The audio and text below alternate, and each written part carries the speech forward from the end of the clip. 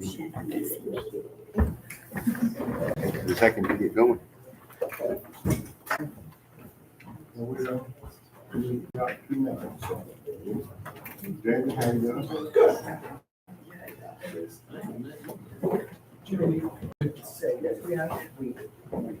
Ford, how you doing, sir? Good, how are you?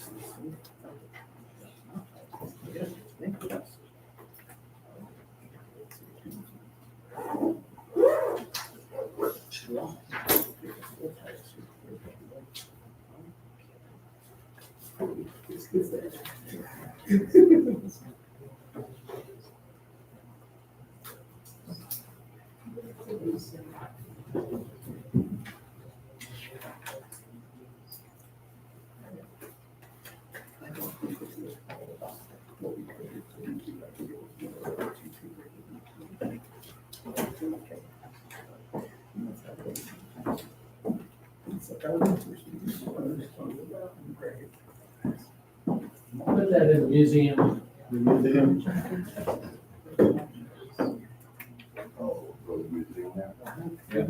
Linn Valley Museum.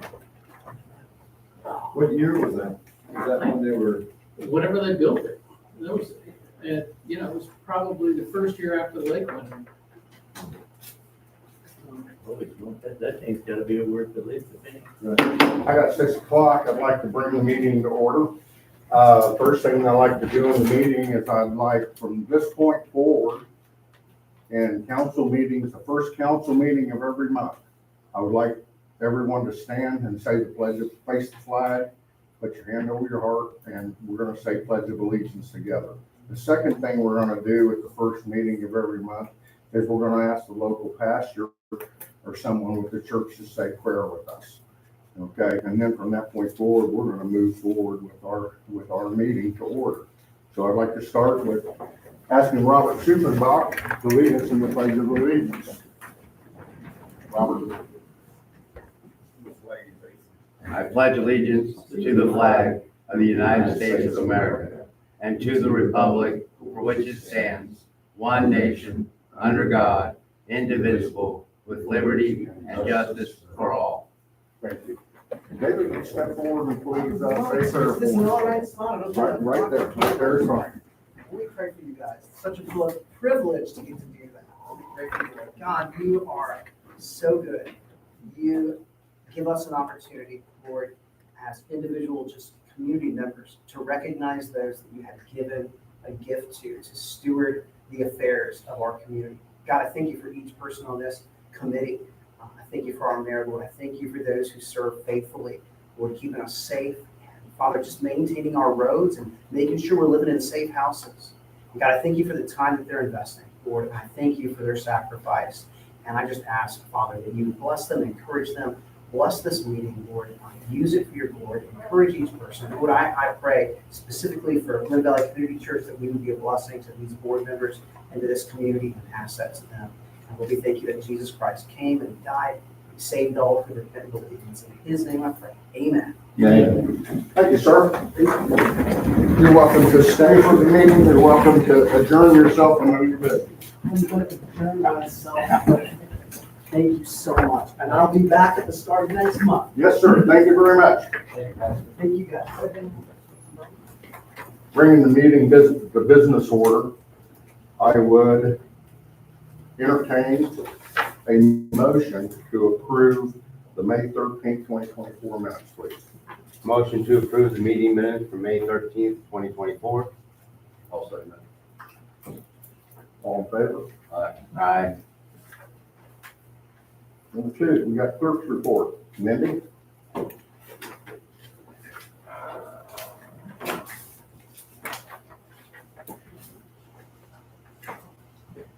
Let's see, the May 31st, the income was $46,215.42. Expenses were $141,695.54. And the vouchers were $141,695.54. Any questions, council?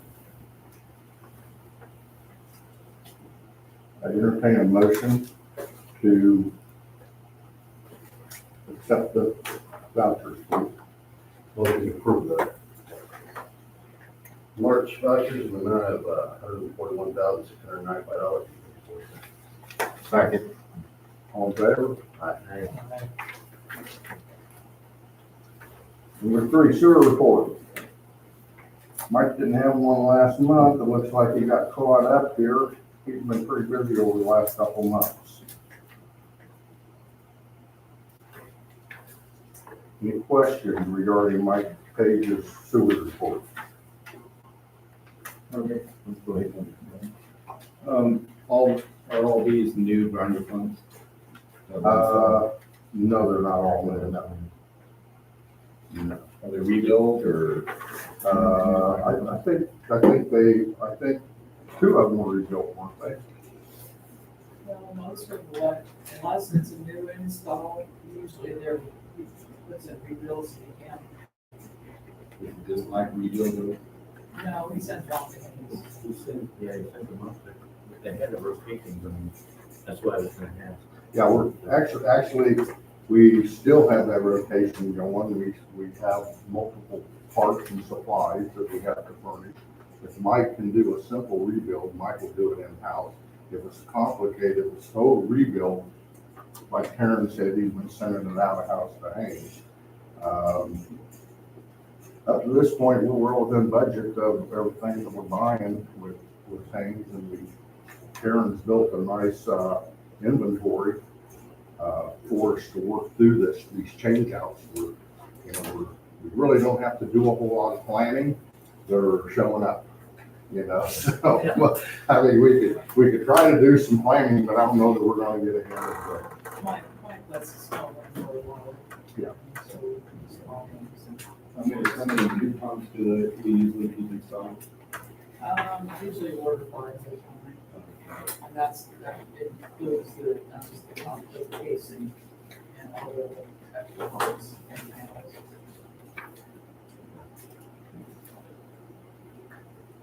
Any other questions?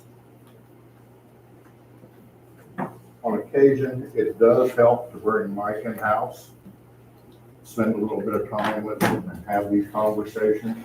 Mike just stays so busy that often enough, our contact or the ladies right in the office here. So, Mike comes in here and does most of his business with Karen at this particular point in time. It'll be Mindy soon, so. If no other questions, I'd like to move on to nuisance code and building inspection report. Steve? On building codes, to date this year, we're at 96, permits applied for out of those 90 report period. As far as inspections, we've had 32 inspections this, since, or in the month of May. Current 49 year to date is 24.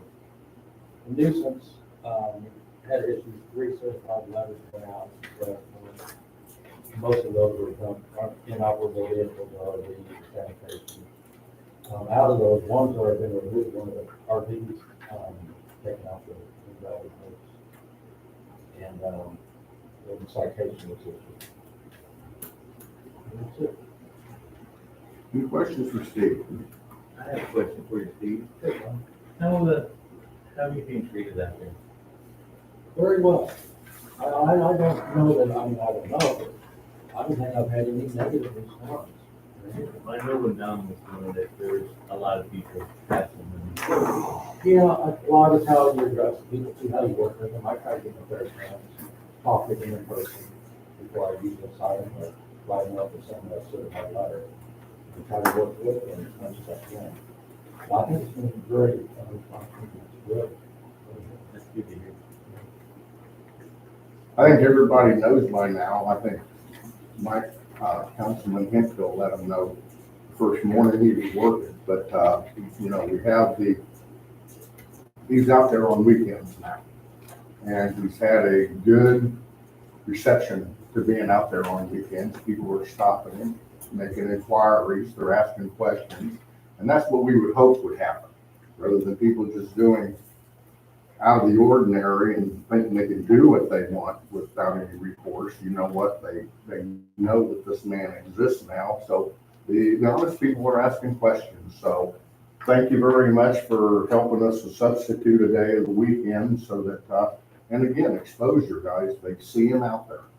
So, I would say my brother is very happy this week. He's building a house for my parents. I'm not even allowed to go down there. But he likes Steve there. Steve, doing a great job. Thank you very much I for know everything you Dan did. had a lot of, it kind of feels like the rambunctious.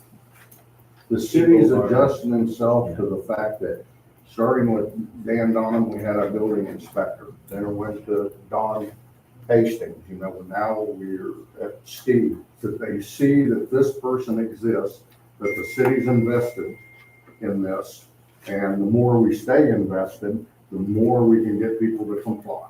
So, you know what, again, presence is a lot, but the people we have working for us has a great deal to do with it also, including Jenny. So, again, I thank everybody in that department, great job, appreciate it. If we have nothing else for nuisance codes, I moved on to public safety report number 5, Corey Morrison. Got anything to add, you know, it's number 4. The golf carts. One driver cited for reckless driving, that was a teenager. No adults.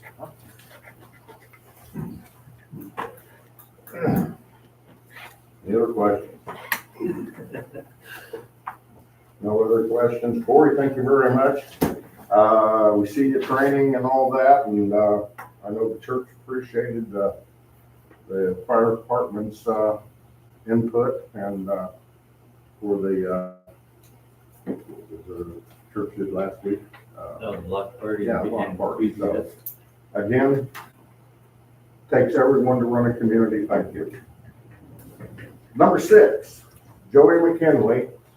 Joey, would you step up? Joey's here to talk to us tonight about how we can What do you want? finance a city hall and how we finance the fire truck. We got a 1-cent sales tax on last year. You guys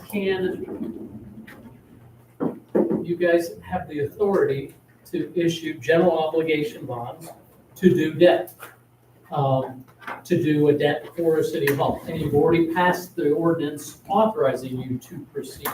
Now, more than 50% of your work, your biggest asset is your water and sewer system. And so if the city decided to, okay, we're going to charge the water and sewer system something for the office space and for your largest asset, it's fine to do it that way. And so you can add a levy, you can charge 50% or 60% to your water and sewer, or to just the water, or just the sewer, or both. You can pretty much do it any way you want. And you can do the other 50% or 40% with a levy. You don't have to determine that tonight. Really tonight, you just want to say, do you want to move forward or not with it? And I've got numbers if you guys want to talk about what it costs for, what it would cost a house of a certain amount of size. We can go through those numbers too. If you have a $1 million project, and I know Karen gave these numbers and her payments were dead on. And so those were good numbers. Can we hold that a little Sure. bit?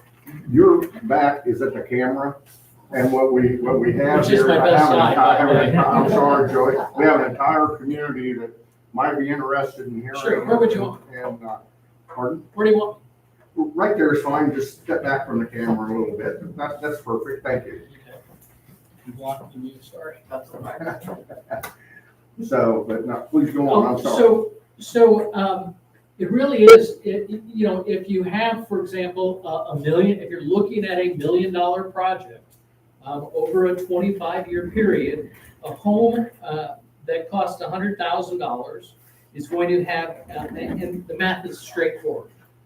You get the appraised value from the county. County normally is normally wrong on the low side. If you're in Jackson County, Missouri, they've reassessed everything and gone through the roof, but here, Linn Valley, normally they're wrong on the low side, thankfully.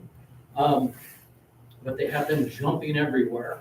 I saw the ones in Sugar Valley, they went through the roof. So assuming you have a home's appraised value at $100,000, you then multiply that times 11.5%. Because you're not assessed, you need to get the assessed value, not the appraised value. It's all based on the appraised values. Then you take your levy amount, depending on the bond size, and if it's $1 million, the levy amount's gonna be $3.76 per $1,000 of assessed value. So if you were to take the 100,000 times the $3.72, it would work out to be an annual increase of roughly $43.27. So most people have a mortgage that works out to be $3.61. A $500,000 home, again, you would multiply it times 11.5%, you would be $57,500. It would be an annual increase of $216.37, or monthly, assuming the mortgage, of $18. So that's kind of how it works, and it's now $18 as if it's all on the property. Was that, and that was based on, what percent comes from general fund, what percent comes? That was that 100% coming to the, So- that is, We you do guys, a general you bond guys are gonna 100%. decide how you split it. I'm not. It's So- $18. You want to divide that by 3? Okay. You want to divide it by 2? Great. That's your call. 18 is what you're going to have to collect. You know, if you want to put 5 on the water, 5 on the sewer, and then the 6 on the property, great. You can do it any way you want. And it's really, and I would suggest that we continue to reevaluate this. When you have a dollar price, we'll check the market again, a dollar price for the city hall, and we can come back and run through these numbers one more time. But the math is pretty straightforward. I can send it to anybody and they can do it. You know, it's not a difficult task. So it's something that I'm happy to sit down. I'm happy to have public meetings about. I did talk to you about it. Dan and I talked about what you might look at in designing your city hall is a city hall that can also double as your first economic development project. Meaning the city hall would be, hey, we'll sell the city hall and build a neighboring city hall if a business moves in. Again, that's going to help everything because you have a sales tax, but it's especially going to help your fire department. And so I know you guys want economic development. I know you want businesses. So when you're designing, design with commercial in mind.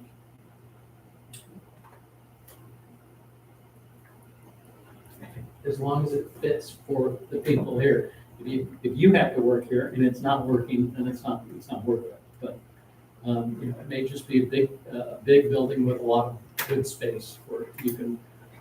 The walls can move easily. It's really.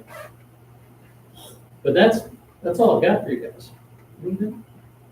Well, yeah, is there anything regarding, So what was that, you're saying an extra $18 a month over what? Oh, that's a 25-year period. I know, but what's What's the the amount that you're, that would be a $1 million city hall, and the home would be a $500,000 home. So cut a $250,000 home, you're going to cut that in half. It's going to be $9 for $1 million city hall. So the more assessed value you have, the more you're going to pay. The more market value you have, the more you're going to pay. what I'm saying, you can't just get it for $18 a month. There's Oh, gotta be a sorry. number that you started with. Sorry, got it. And it's gonna be So 18 more. your payment would be $67,400 a year for the building, which works to be about $5,600 a month. And I just took the 56 or 67 divided by 12.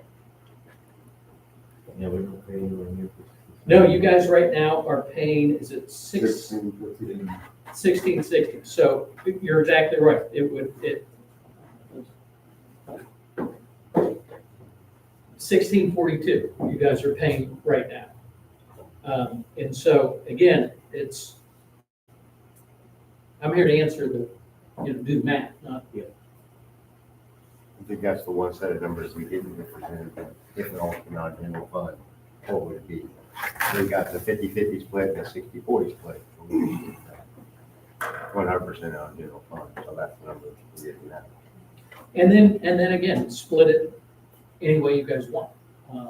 You could say, we're gonna charge some of this to new building permits. Well, we're building a water project, so there's Right. no income there to share.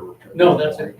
At this point, We have a sewer project, not just project, we have a sewer fund, which because of decisions council's made, we managed to not lose money on that, so we have a little principle there. But for the most part, I, because of grants, the sewer grant was a 90-10. It was something we did not expect. You know what, if I'd been a little braver, we might have challenged by the denying. But I don't know how we're going to deny and turn this money away when we have water to sell at the same time. Right. So, with that in mind, the general fund will affect our levy 100%. absolutely. Okay, so, in initial calculations, we were looking at about $72 per 100,000. A little higher than I think you were at per 100,000 per year. And, It really comes down to the size of the city hall. okay. But Karen's numbers were dead on the annual payment rate. In fact, I was a little higher than she was, but her, Okay. we cross wires on how it would affect individual properties. Okay. And she was higher on that, thankfully. We're going through a difficult period in our community. We're growing, the entire community's feeling the growing pains. Sure. But it was enormous growth. We're now the second largest city in Linn County. And however that works out, we're feeling that pain. Sure. We're trying to get water in, through that. We're not making money. We're spending grants by bonds. You helped us with that. Sewer is much the same way. So we got a community that's growing, that's really feeling the squeeze.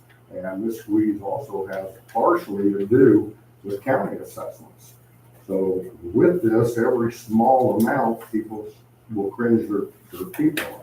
So, we want to be accurate with our numbers, with our request here, because you know what, formally, I can tell you $5,600 a month is a lot different than $1,642. Oh, absolutely. Yes. See, so, Yeah. and what we meant to do was set out by leasing this building to show the community that we could afford to lease this building for $1,650 a month. And with city clerk's help, Karen's help, we've accomplished that. Right. 5,600 is a bite. Oh, absolutely. And her, as I said, her numbers are dead on. The $500,000 bond issue is your annual payment is $33,700. You guys have seen those numbers. And so we're on the same page. It's really, what do you guys want to do? Now, USDA has programs also. We might want to check with them. They've got a 35-year loan. Well, that changes the dynamics on everything, except you're going to have a building that will have a 30-year life. But I hate financing things that for a long period of time, especially through the USDA, because they don't care. They will say, great, I'll give you the money. And it's going to be worn out in 30 years. There will be regular maintenance that this isn't taken into account for. You remember. So when you stay shorter, you can think, okay, in year 20, I'm going to have to do some major repairs. But that's one thing that's not included in any of these numbers is annual maintenance. Remember, when you're building something like this, no revenue. And so it just eats. It's kind of like your house, it just eats. I'm ready to move it forward if you want to, but I am in no hurry to do it. On something like this, you may want to, I don't like doing temporary bonds. It's the way we have to with USDA. I like getting a price, getting a bid, and then paying for it, moving on my way. USDA makes you get a price, pretend to have a price, issue short-term borrowing, and then when you finally have finished everything and had to add up all your numbers, then you always go over. Well, it's now USDA that is saying, if you go over, fine, we might give you more money, but it's on you. Again, that's just the way they do it in most states now. That's right. Questions?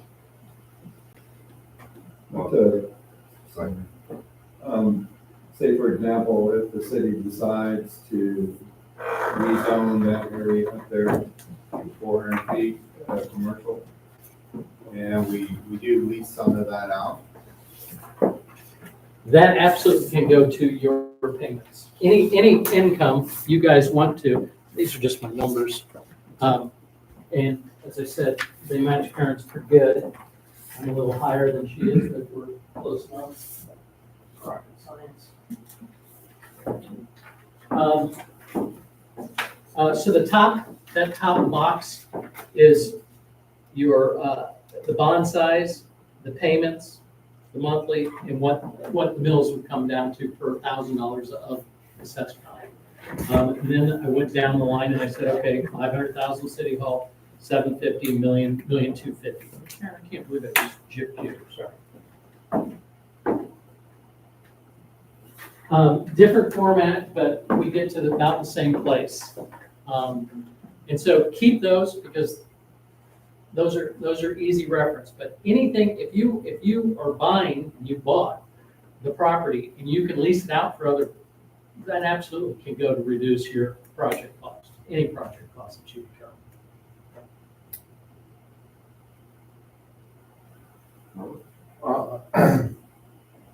Well, my actual concerns were with spending any kind of additional funding from sewer or water when we have these large loans to pay off. So any of the money we collect for that, I feel should go toward those loans first, and then. I don't disagree. Let each one of them pay for itself. On the other side is that this is an expense of the water and sewer system, that the office space, the buildings, the billing, and it is your largest asset. But again, you guys have to determine that. It's just another way to help split the cost from users and property owners, because you've got a lot more property owners than you have water and sewer users. And we could change that. Anytime you want. We can change that from how we choose to pay for that, at any time.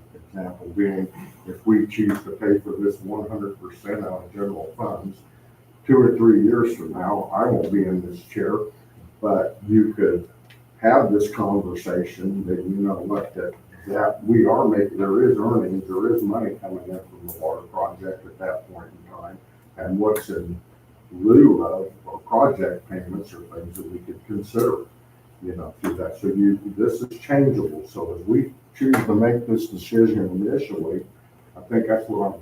You're absolutely right. At any point, we can change it as we get further along and we start seeing revenue coming out of, not income, but revenue that comes out of the water project. Sure. Now it's zero. right. To once the water project's up and going, maybe we can increase the size of our sewer district.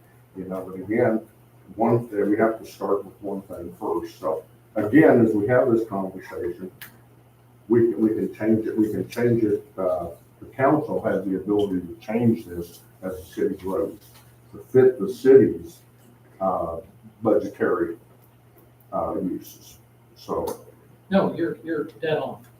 And the only time, you can change it anytime you want, but it'll be when the county asks how much do I need to collect, yes, sir. that you've got to make sure that it's in place. Yes, Because sir. you've got to pay for it, but how you pay for it, you guys can change your mind. Okay. Any other questions? Or City Hall? Okay, real quick, Karen, you said maybe discuss the financing and fire truck. We'd like an opportunity to maybe have a better idea and share with the council here in July when we see this big check. We get Karen crossing her fingers in the corner. Delivery trucks are coming and going here full time. I mean, Right. it's just full nonstop here. Even right now, they're still running. So I'm looking forward to see this being a little greater than what we had anticipated, in projection.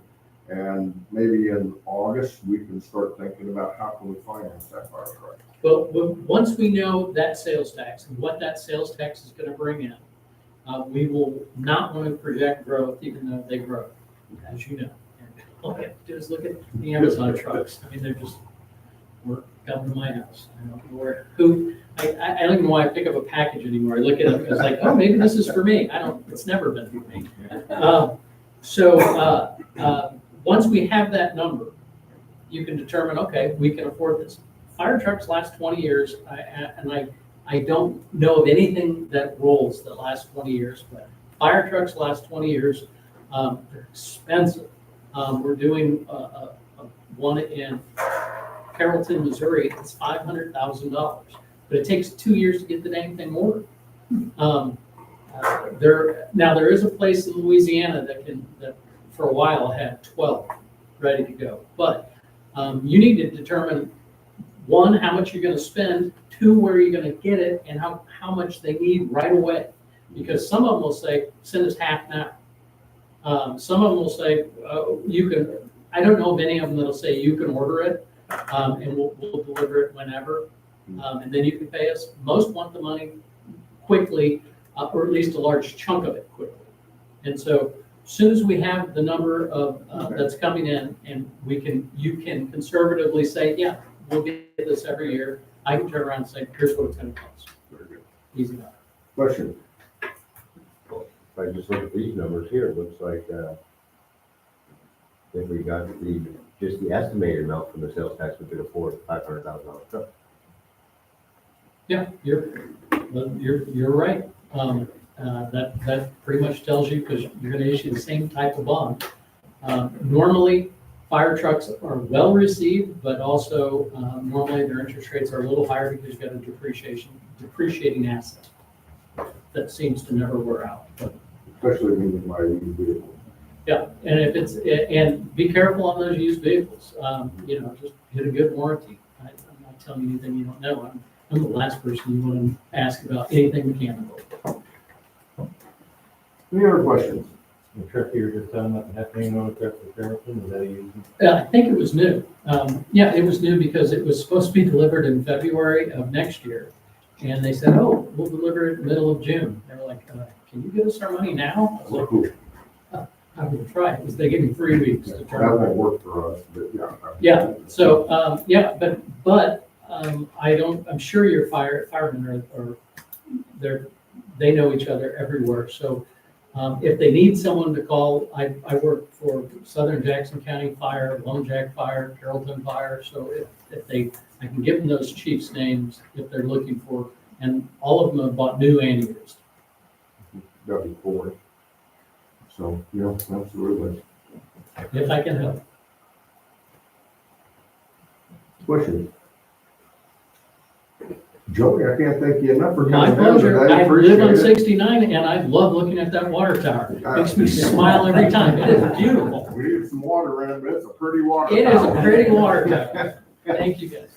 Thank you. Karen, thanks for setting this up for us.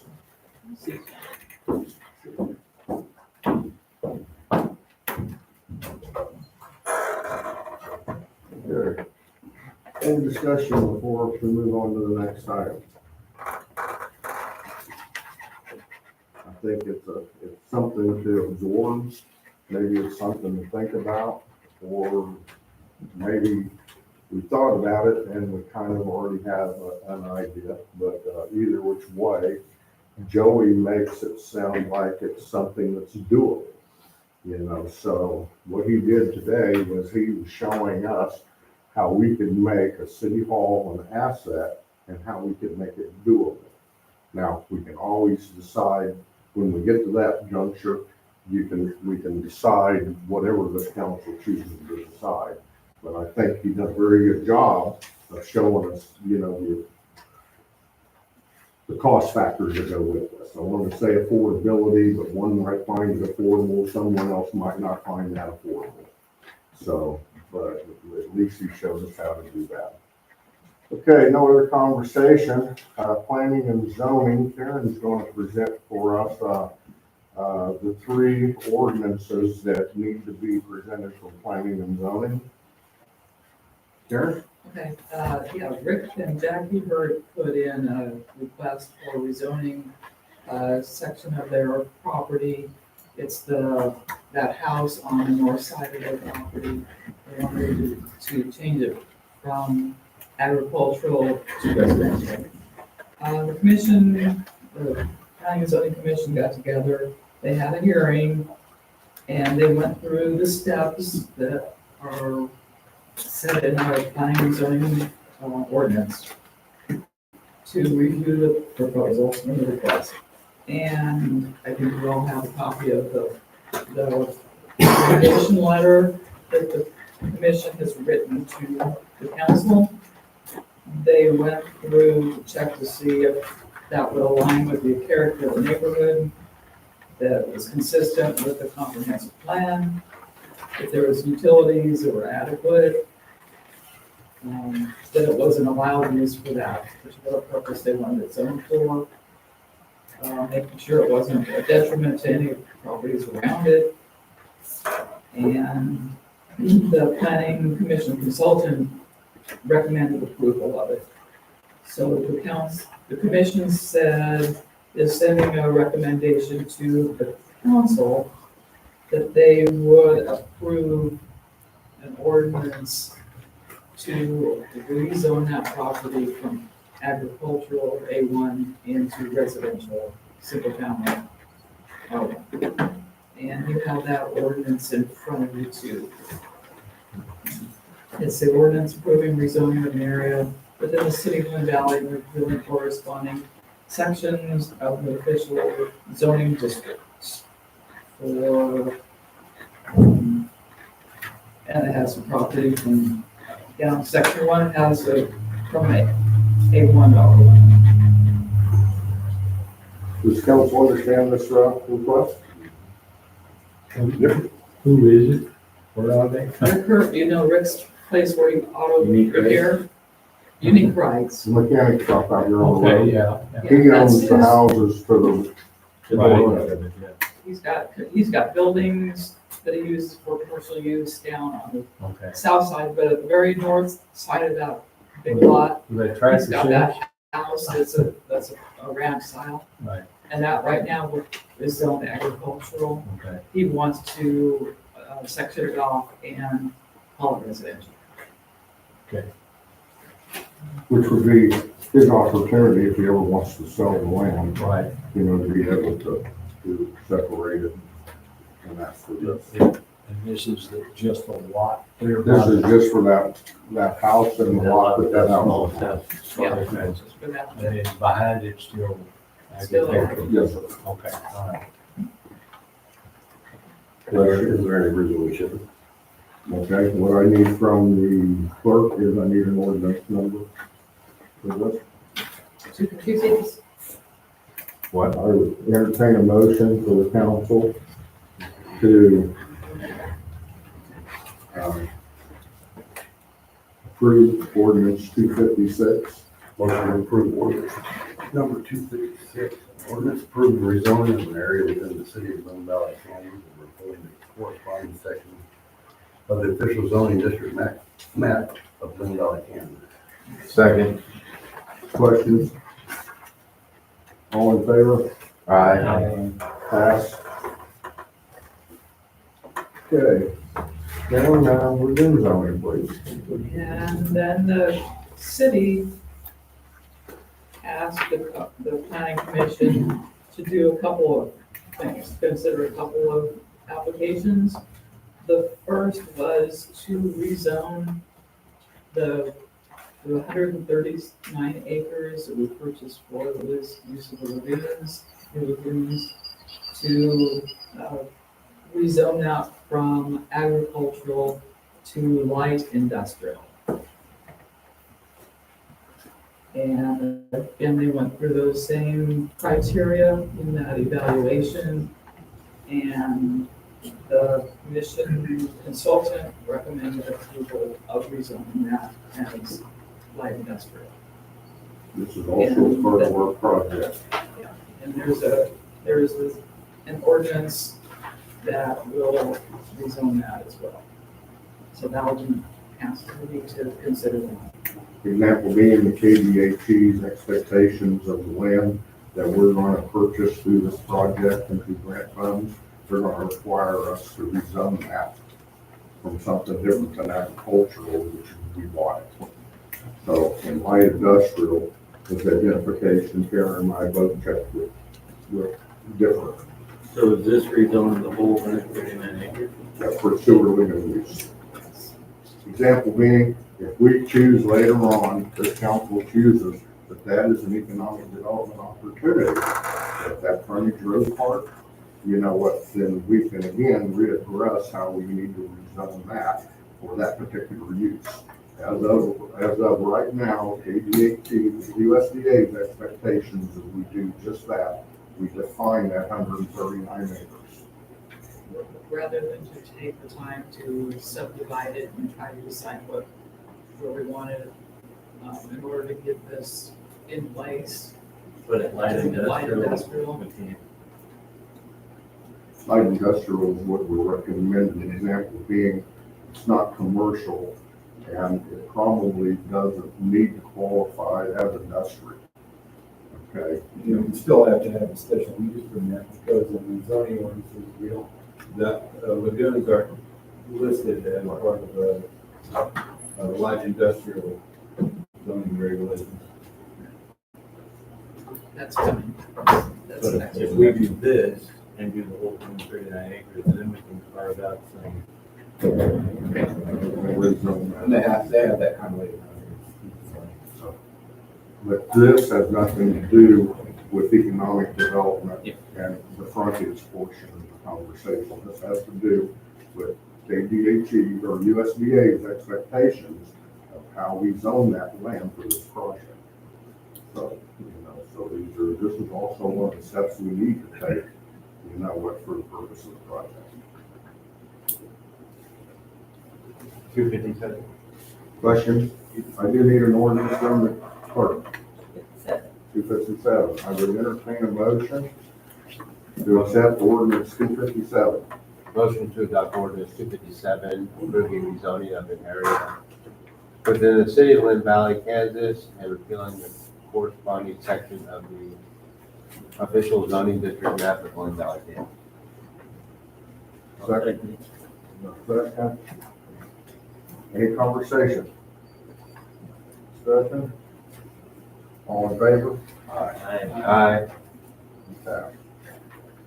Last part, Karen, for planning and zoning, now we're going to discuss the special use permit so that we can actually put lagoons there in Utah. Karen?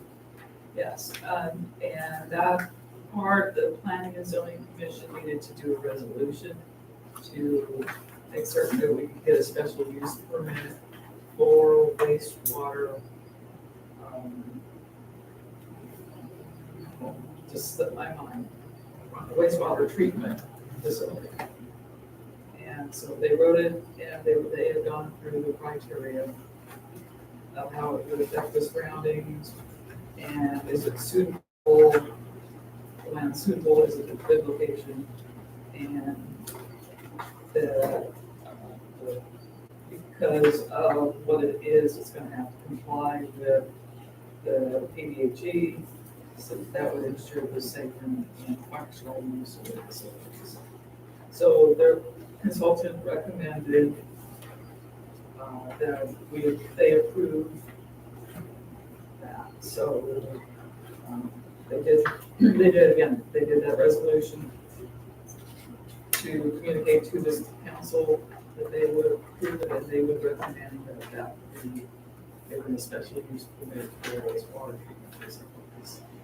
And there's an ordinance that the city will need to pass.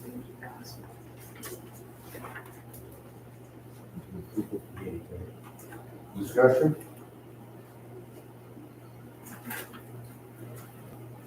I'll entertain a motion to accept ordinance 258. I'll make a motion to accept ordinance 258. Second. Conversation? Discussion? All in favor? Aye. Okay, Karen, thank you very much.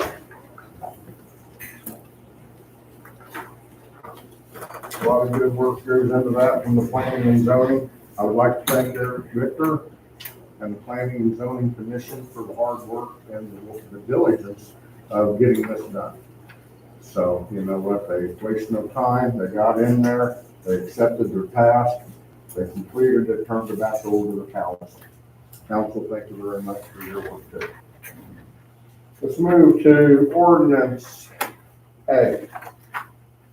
I want to go back to that. We need to go to this ordinance that was last week.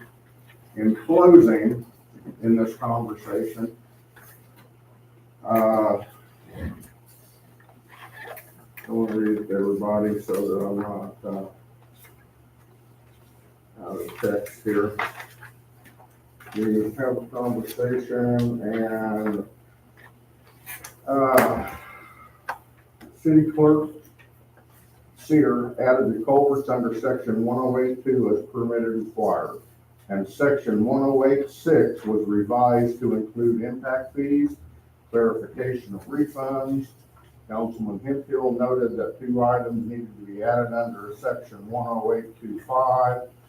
After conversation, I declared ordinance 255 was not ready to be passed by the council and needed to be moved to this meeting, and it was not. Councilman Suppenbach made a motion to approve this ordinance adjusting section 108.25 and that's ordinance 244 minus the culverts. The motion was seconded by Councilman Graybill and carried 5-0. The council's approved this, okay? Where the mayor stands at this particular point in time is I don't approve it. And I plan on vetoing this. This does not meet our compliance as a city in controlling easements. Easements in this city is our responsibility. It starts with city projects. In 2017, with the low pressure sewer project, we had to adopt the project that our easements had to be 10 feet. The water project came into impact, and the water project requires us to have 25 feet easement. With that easement, it's the same easement the county's adopted on the POA's behalf. So if you was to call the county and ask them what those easements were, they'd be the same for your perimeters and 25 feet for your front. With that, and checking with most cities require permits for items that are being set. Okay, those items being set have to be controlled. Easement is our responsibility. With that easement, number one, it doesn't cost the people more money. Michael, you would indicate the people shouldn't have to pay for that. Well, under the original ordinance, that doesn't need to be paid. She can determine the value of what that permit would be. That she being Jenny. This is an ordinance that city employees that work in that department think that needs to be changed. Our city employees within the city seems to think it would be changed. The council, you approved this 5-0, so it's passed. I'm just telling you where I stand on it, where your city employees stand on it, and although So where we're at is my veto, this council now needs 4/5 of this council to pass this. Basically, not basically, what I am doing is I'm repealing existing ordinance 244, that it re-amend ordinance, that was an amendment to ordinance 224. I want it to go back to the original, it needs to go back to the original ordinance of 244. We should not be exempting items that need to be on permit. It should be applicated. It should be turned in by application. Whether there's fees gonna go with that, if Steve can drive around for 10 minutes and he comes back in and says, Jenny, I didn't do nothing, I don't know why they have to pay anything for a skid shed, Jenny doesn't have to charge them a thing. That's within her authority.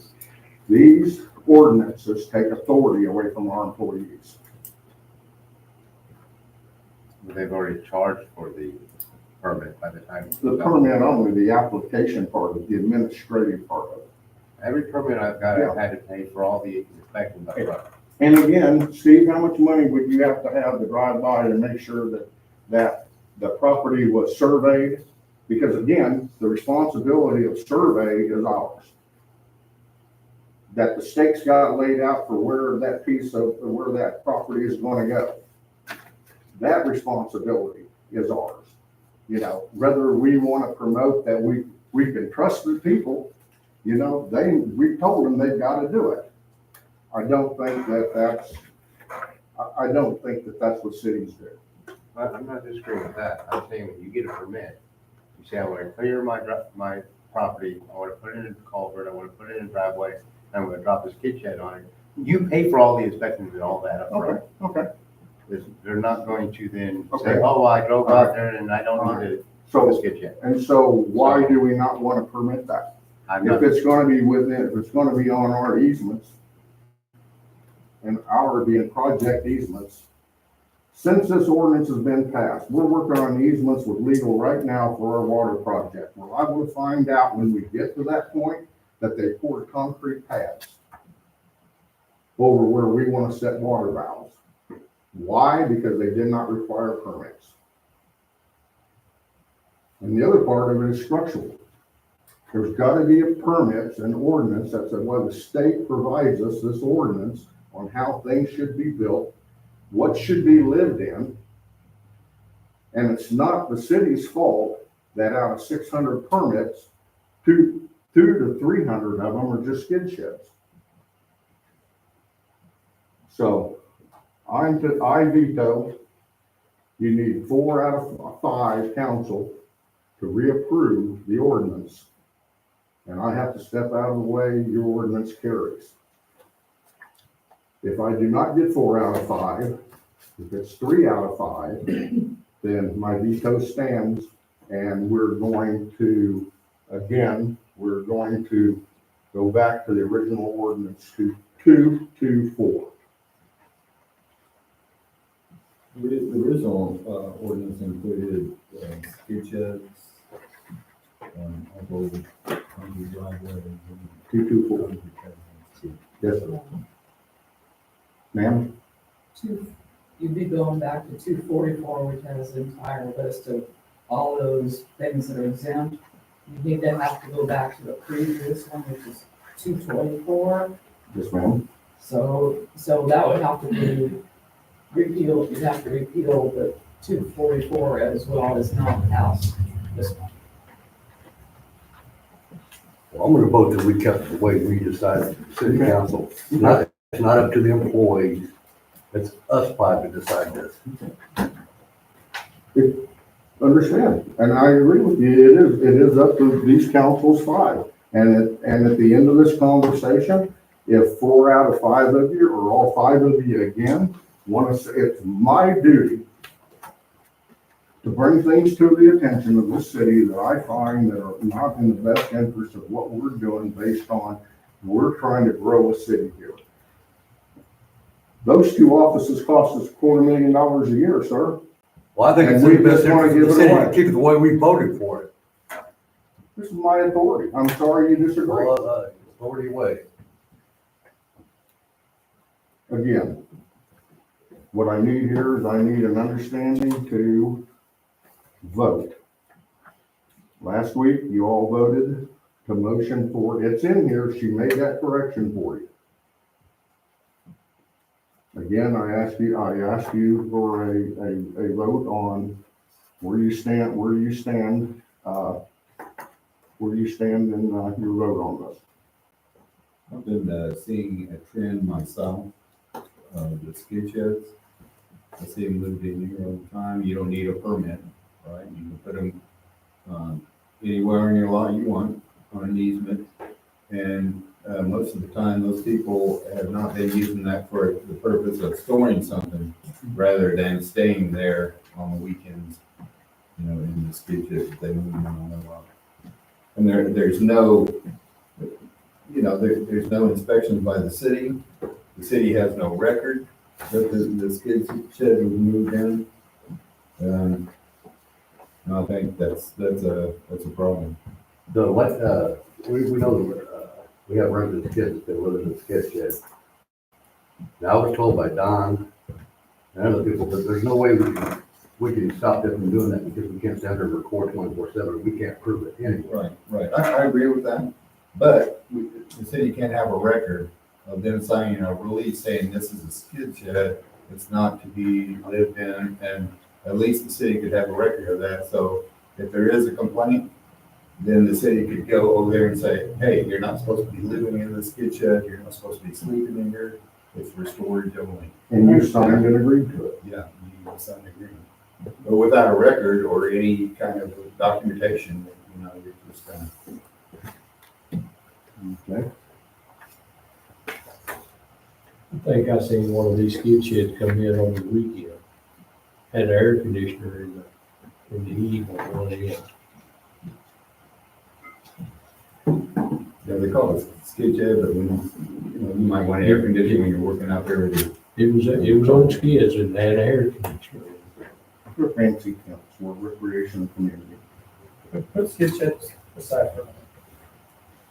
From a legal standpoint, go to Johnson County, for example. One city requires permits for fences.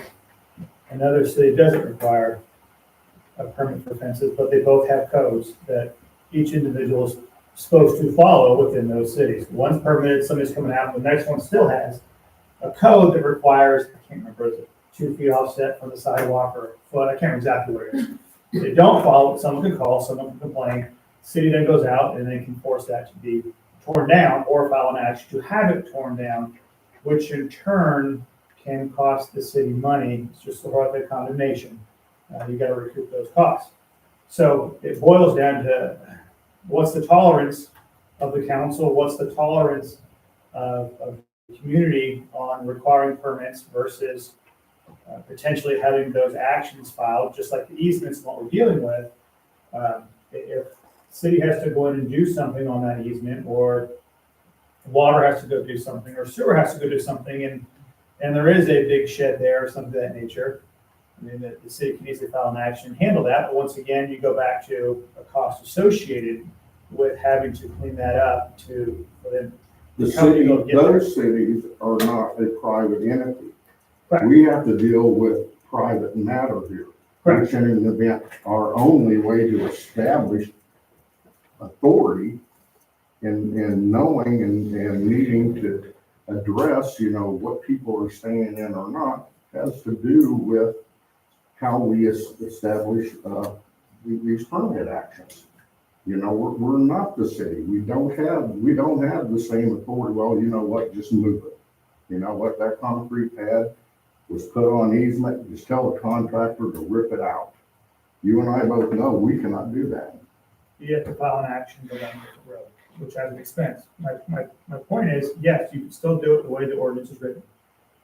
But with that comes a cost to the city when certain things occur that are unexpected, sort of like having a pad on the easement or something of that nature.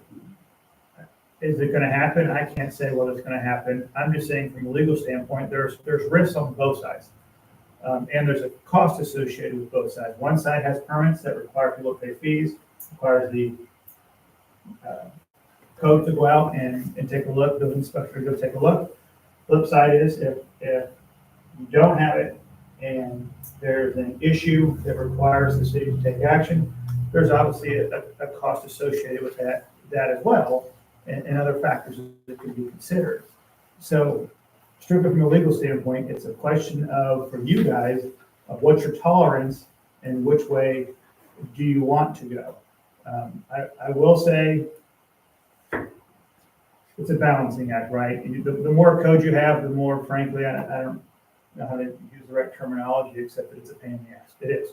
Having a million different permit applications, it is. But at the same time, there is value in having permits because it does allow people when they move here to know that things are done correctly and built correctly. The question is, how many permits do you want to have, or what do you want to have permitted, and what is that balance? Steve, we took these off the permits originally because of the backlog issue, being several hundred permits behind. If we put these back on, we're not gonna run into that same situation? That I don't know.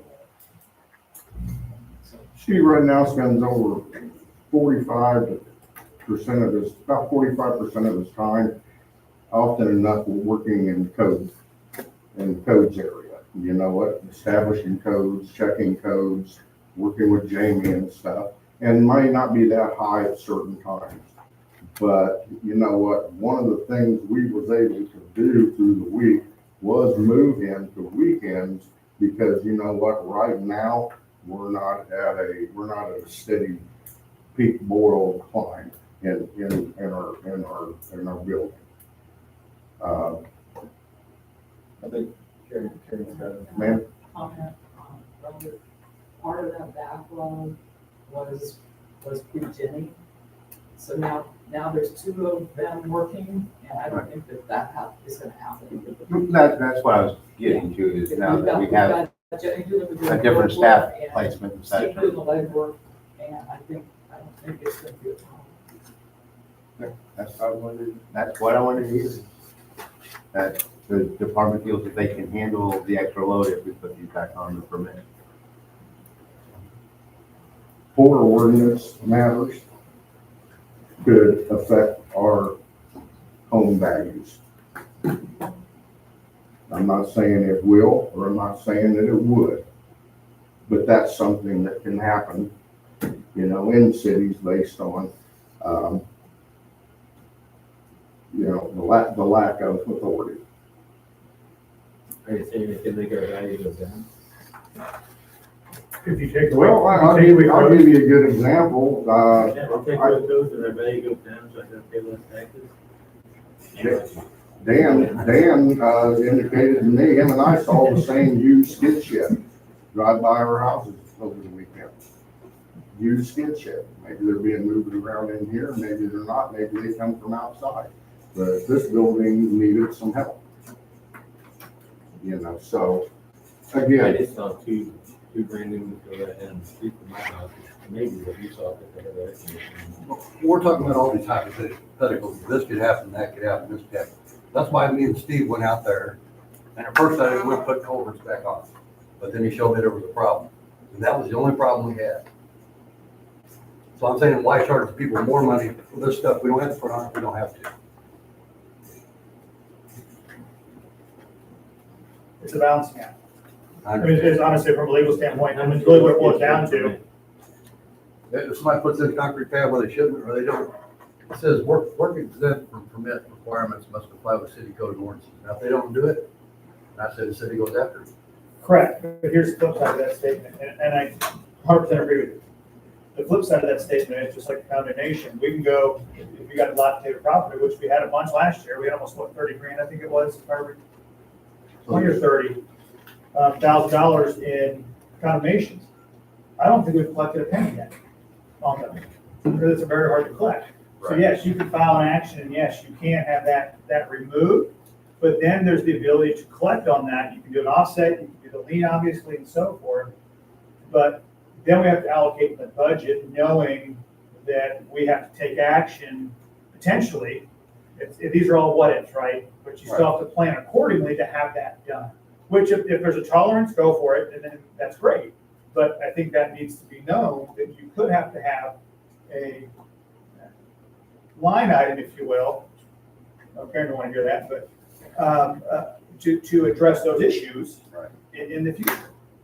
Well, I say we go after the few people that mess up and not the whole community. I think it's difference of being proactive and reactive. Well, I think sometimes you need to be reactive.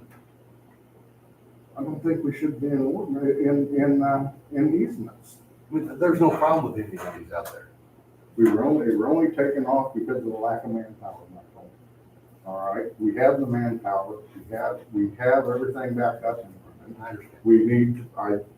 We need to put the balance back in the hands of the department. But if these And not the- and not the council. If these are not a problem, then it's already down. I do find that they're a problem. I find that they're problems that I've seen in the last 2 weeks. They set 5 electric meter poles and dug over to sheds that were 240 square feet or less. So why are we running electricity over there if we're not gonna stay in them, we're not gonna live in them? Or the very same buildings, after the fact, after the building comes in with no application, and they set a meter pole with an application, then they come up here going, oh, we put a bathroom in there, and we wanna put a tank in. You see how the system's being manipulated for just certain purposes and certain people? So you know that's happening for a fact. Or they're not innocent until proven guilty. Oh, wait a minute. Do we know that's Then I exactly take for what's granted happening? that Jenny's lying to me. Does Is that what I Does did? Jenny know what she's talking about? Has she been in it and seen it? Steve, please verify that this is a conversation with this specific building that's going on in the city hall. Yeah, we've had 2 skid sheds, like you said, you've seen come down last week or before. One was under 240 square feet, but did not require a permit. Fine. They set the skid shed. Now they wanted to add a deck on it. So I said, you got to get a permit to add the deck. Right. Got the deck. Then they decided we didn't want electricity in. So they got a permit for the electrical, got that set. Now here comes the mini split. Next thing you know, the sister puts in a skid shed on the lot next door, over 240 square feet, which requires a permit. So she did that, she got a permit for her deck. That's the last I heard. Now she's, without me knowing it, they come out and took the power from one skid shed across the easement to that bigger skid shed. It's got a mini split, outdoor lighting, everything. And now they're running the sewer tank, the holding tank. Speaking from experience, that goes on all the time. Yep. Right now, we have one in play where someone put an electrical meter in, put a skid shed in. Oh, they didn't run electricity to the building on the property. They crossed easements and put it in the building next door. So they do exist, Michael, and this shouldn't be an argument I'm not between saying- you and the employees. You know what? Well, this will be an argument between me and whoever I want it to be. Okay, very good. I'm not arguing with Steve. I Very just good, very good. So, legal question. If we put these back on the permit, and somebody does like Steve just said, and they just do it anyway, without getting a permit, our course of action is the same. Say that again? If we put all this back on the permits, and we require a permit for a skid shed, and somebody just brings one in, drops it on the land like Steve said they do with the one, and just does it anyway, without getting a permit, our course of action is the same as it is today. No, because we have an inspection process, and you sign the Waiver. If they get a permit. waiver, you can't add electricity or. If they get a sewer permit. or- That's why we want them to. That's what I'm saying. This was still happening when we had permits on them. They were That's still that's my running point. electricity. They were still dropping them on Saturday and Sunday when nobody was watching, I understand. You can go to Without those a permit, people with. and then we still have to go through the same legal process to get that removed. But it's still, Yeah, it's still, we but go there's- against that. When you have a permit, as you know, you have to go through certain processes, there are inspections. What he's saying is, Dan, if we do it, we can't do a damn thing. If we don't do it, we can't do a damn thing. No, you can, Is that in fact it? no. There are codes within the city has. Everybody is supposed to follow those codes. Having a permit will allow those inspections to occur to make sure everything has been done up to code. if you do not have a permit, the person's still supposed to do it up to code. And let's say that you're allowed to have a shed with electrical, or whatever it may be, just hypothetical, and they don't do that electrical right, then that is a problem for the city because that could catch fire. If you have that permit, that permits you, that allows for that process to happen. So let's say somebody doesn't get a permit. The city still has a course of action to go against that person because they're not supposed to do that. There's a code against that. Now, let's say there's no permitting process, but there's a code against someone putting a shed out there. You can still have some form of action against that individual because they have violated code. They're supposed to know, they're supposed to follow it. The problem you run into is when you don't have permits for certain things, you lose the life safety component of making sure all buildings, making sure all components of structures for the city and the infrastructure is done correctly. Which if you don't have that, that does decrease the value of the properties. The question is that it's a tolerance issue, and I talk to city attorneys all the time about this. Some city attorneys have believed you permit everything, basically. I mean, it's crazy to me. You have other city attorneys that have a more relaxed approach, as you pick big ticket items and you permit those and not the other ones. And that boils down to what the governing body chooses to do.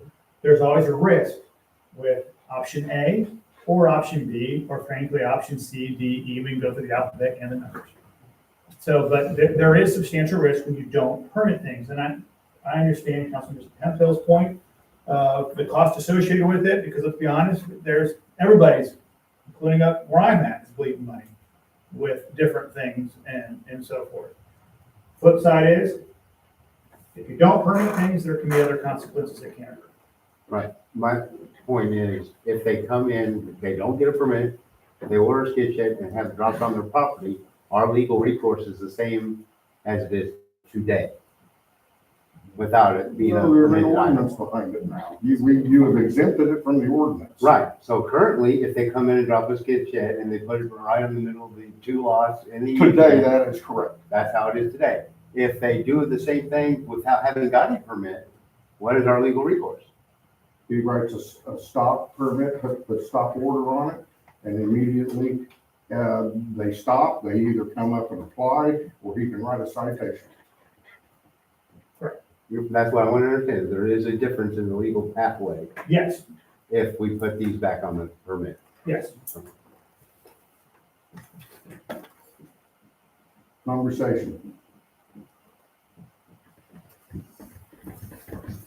I go around the room and I'll ask for a yay and a nay based on your last vote in the last ordinance that you were going to keep all this in here.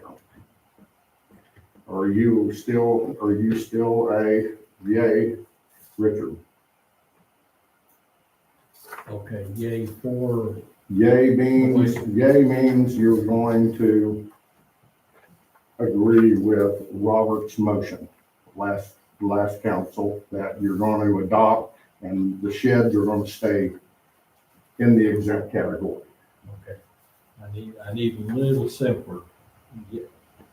If I vote yea, that is for ordinance 255. If I vote nay. Well, it's up to 258 now, but yeah, Oh, 258. Okay. If you vote nay, I'm trying to simplify it so I understand it. if you vote nay, you agree with it should go to it should be repealed and it should go back to 224.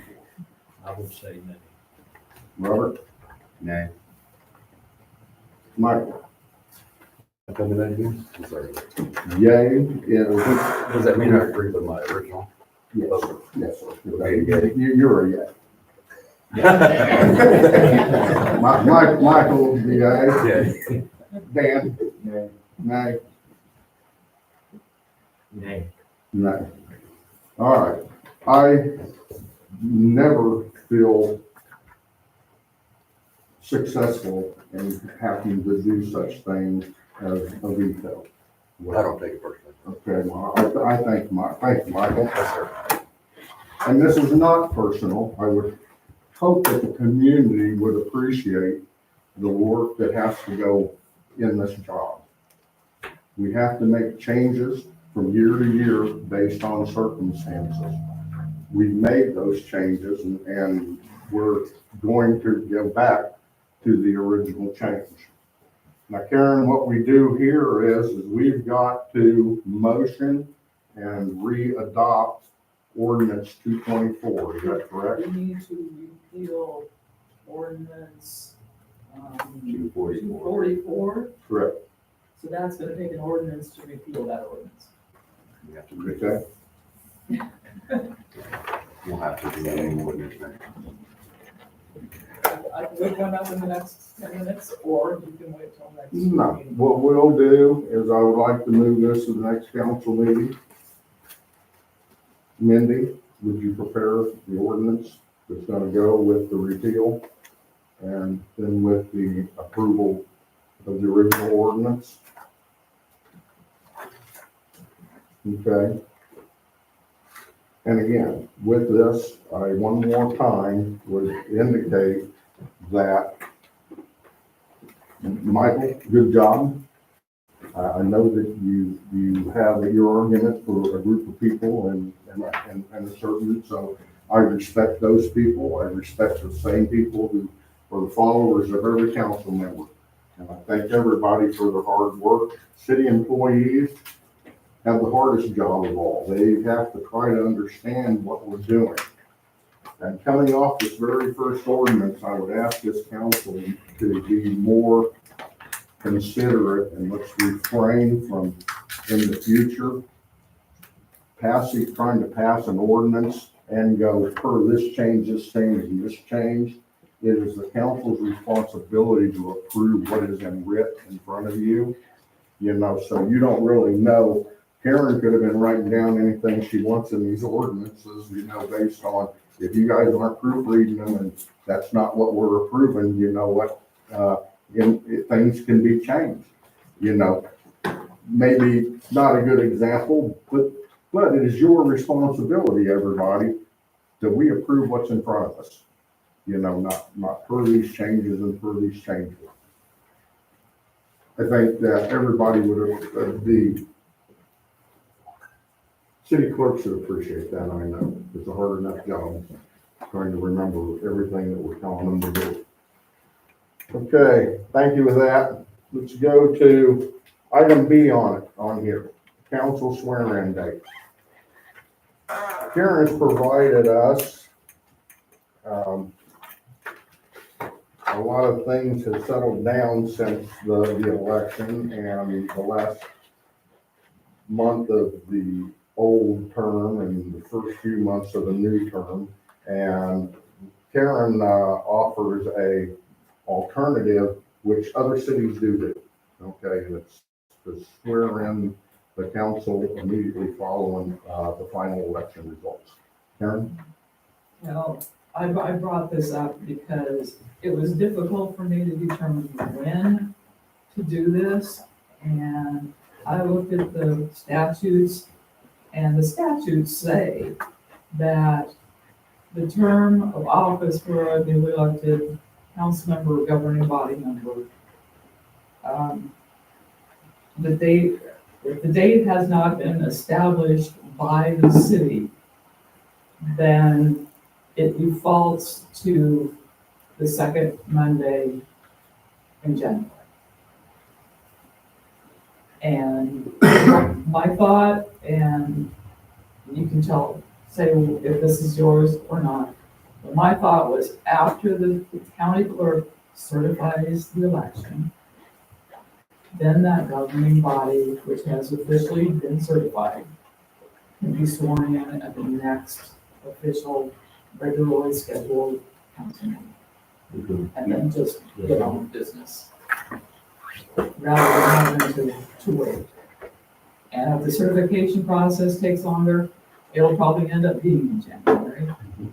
The election results come out in November? Is that when? Yeah, But they're certified. it takes a couple weeks for them to certify those numbers. So it would be December It would be rather the than first- January? It would be the first meeting in December if it's a normal election. Other than that, it would be the first meeting in January because we don't have a second meeting in in December.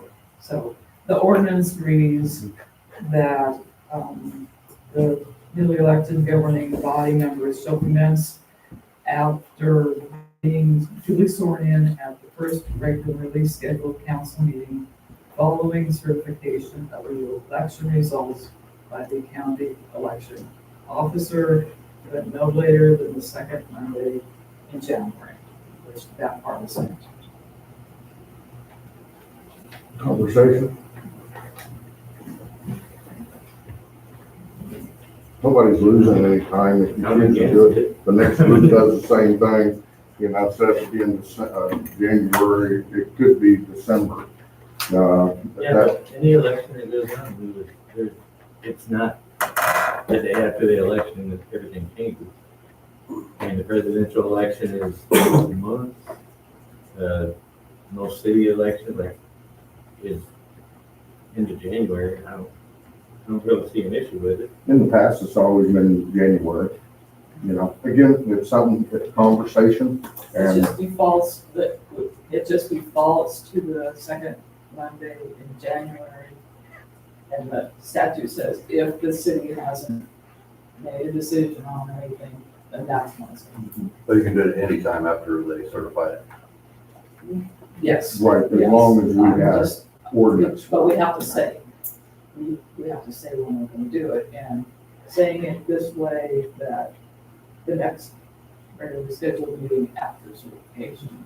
So if we do it this way, but as a council, we can decide that on the alternate. That's the default, is will be January. Meaning you can change it not to be the council meeting, you can change it to be, I would say, if you choose to do it the council meeting, it makes the cleaner, but you could always change it to be after certification, the Monday after certification is when they'll be sworn in, but then you have to have a special meeting for it. This way, it's Certain period, maybe between then and January, the the cleanest way would be, if you guys want to do that, go down that road, would be to, after certification, the next regularly scheduled meeting, unless it would default to the January date, depending on what's going on. Again, this is 100%, this is an alternative, you know, and Was there an advantage to doing it earlier? the advantage to the people that said that I voted John Weirs in, why are we waiting till January for him to take his terror? It could be something as simple as, hey, I've already been voted in, I'm really anxious to get started. Can I go do something on the city's behalf? Well, Or I would have to somebody tell you no. schedules vacation. Oh, I caught up with that. So, but again, it's. I'm not like it's- totally, I'm against it, but I'm not like wholeheartedly against it. I just don't understand. Well, I mean, we can set the dates. That's open. No, it's No, very it's, clear. it's The specific. first regular No. scheduled meeting after Yeah, the. it's very Okay, specific, never mind. yeah. that one. There's no. And if we don't think we need a change, we just say, no, we're not interested, and we keep moving. And you can always table it and ponder it. You know, you're welcome to table it if you I don't want. like table stuff there. True. To me, there aren't any issues either way. Well, it's I just- mean,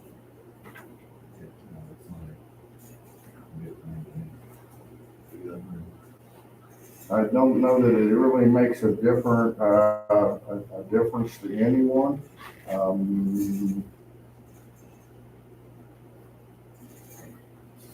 I say we, I don't see a benefit. just leave it alone. That everybody's, That's why I'm asking. I don't see a benefit in changing it. There's one risk of doing it early, and that risk is there needs to be an appropriate transition, council member to council member, where they work together to get caught up to speed. You know, we're an open government, and I appreciate that, and that's what it's supposed to be. But there are certain things that are kept in secret for state statute that we go back and talk about. Now, that person still can't know it until they're sworn in.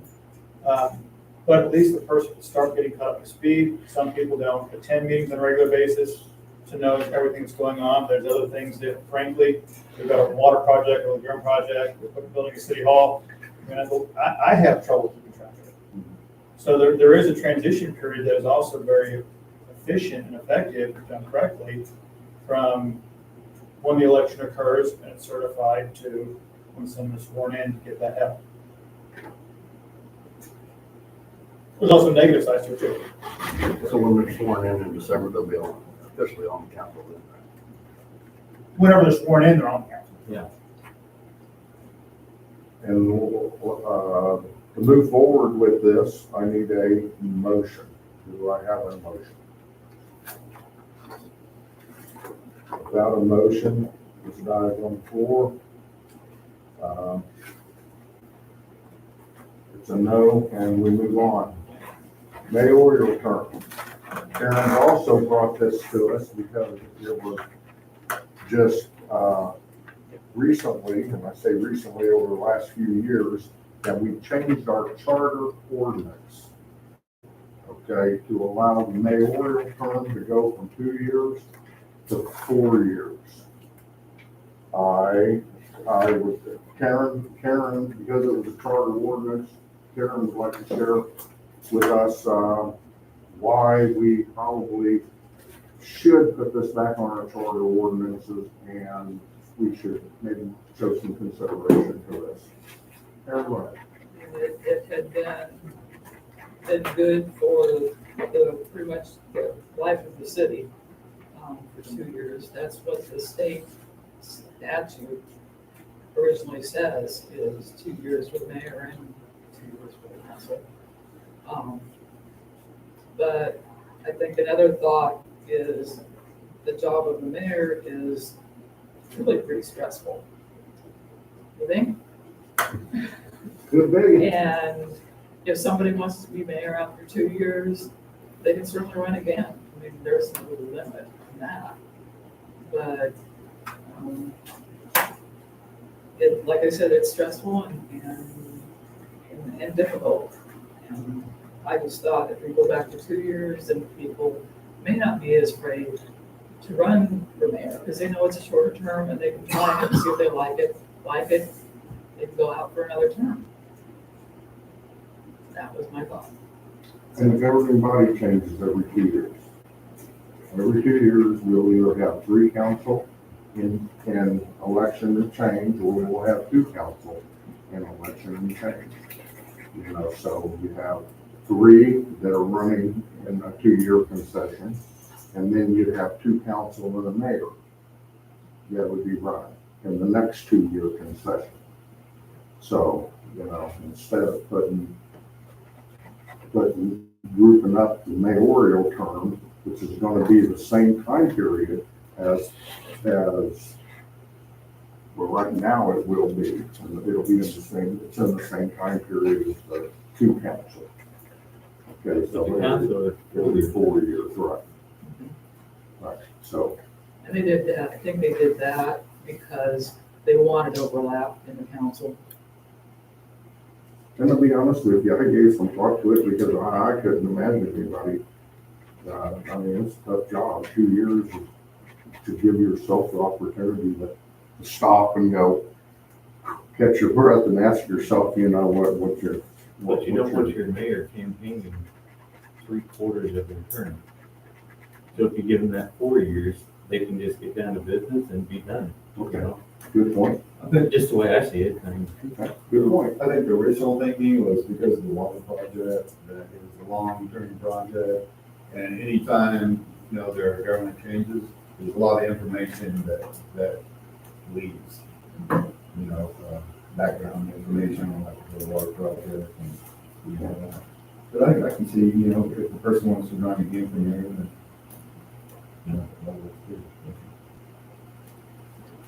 I'm kind of on the same page as John, where I don't want the person who's running for any office to have to get into 1 year of work and then get the whole next year they're doing nothing but campaigning to try to keep their job. Because how much work are they doing on their job if they're busy trying to keep it? Well taken. Mike? No opinion one way or another, 2 or 4 is all good for me. Just tell me when I'm supposed to be here. Again, this ordinance is put before the council. The only way it can move forward is I would have to have a motion. So do I have a motion to change the mayoral term? Okay, without that motion, it is over. It's moved to D, ATV language.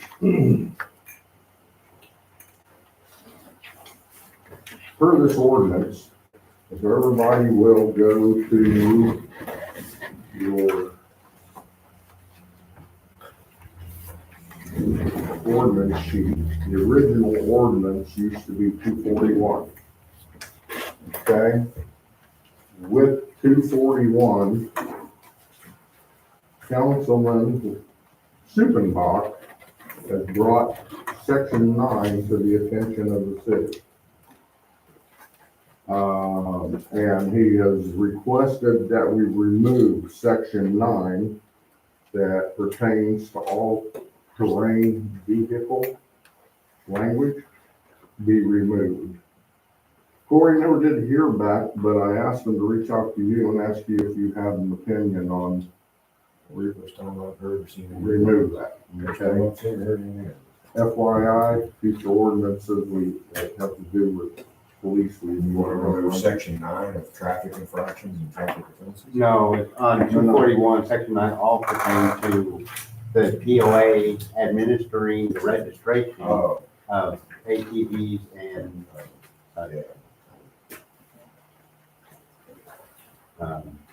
it's, admit where it says that they're administering it on behalf of the city.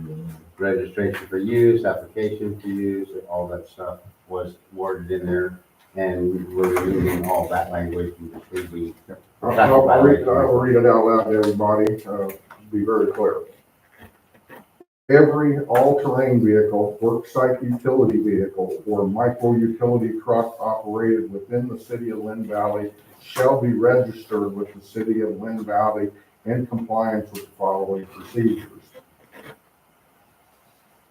1, registration used within the city of Linn Valley shall be administered by the Linn Valley Lakes Property Association, acting as an agent of the city for this purpose. Records of all registrations shall be retained by the POA as custodian thereof, and shall be available to the city for audit review upon request by the city council. No application for registration shall be accepted from any person or entity who is not a property owner of Linn Valley. Number 3, applications for registration must be accompanied by proof of ownership of the vehicle, proof of current liability insurance on the vehicle, and C, proof of residence or status as a member in good standing of the Property Owners Association. Number 4, upon compliance with the procedures herein, owners of vehicles registered shall be issued 2 Linn Valley property owners identification stickers for each registration. 1 sticker shall be affixed to the front of the vehicle in plain sight. 1 sticker shall be stuck on the rear vehicle in plain sight. Any vehicle not properly displaying the identification sticker assigned to the vehicle will be deemed to be unregistered. I think there's some legal language in here. We cannot be benefactors of the POA in regards to this. Jamie, you would cover the legal part of it. It's the same discussion as we had before, when this originally was done, is Corey is gonna have trouble with being able to enforce that because it would go to a private entity, not to the city. And that was a discussion before, and I know that was trying to be creative to have it work. But I think that there's still that legal issue of the ability to enforce that from a legal standpoint. What benefit would that be to the police, to identify the owner of the golf cart? I don't understand the benefit to the police. No benefit to me as far as the sticker. Well, no, it also says here, Enforce that, would it be?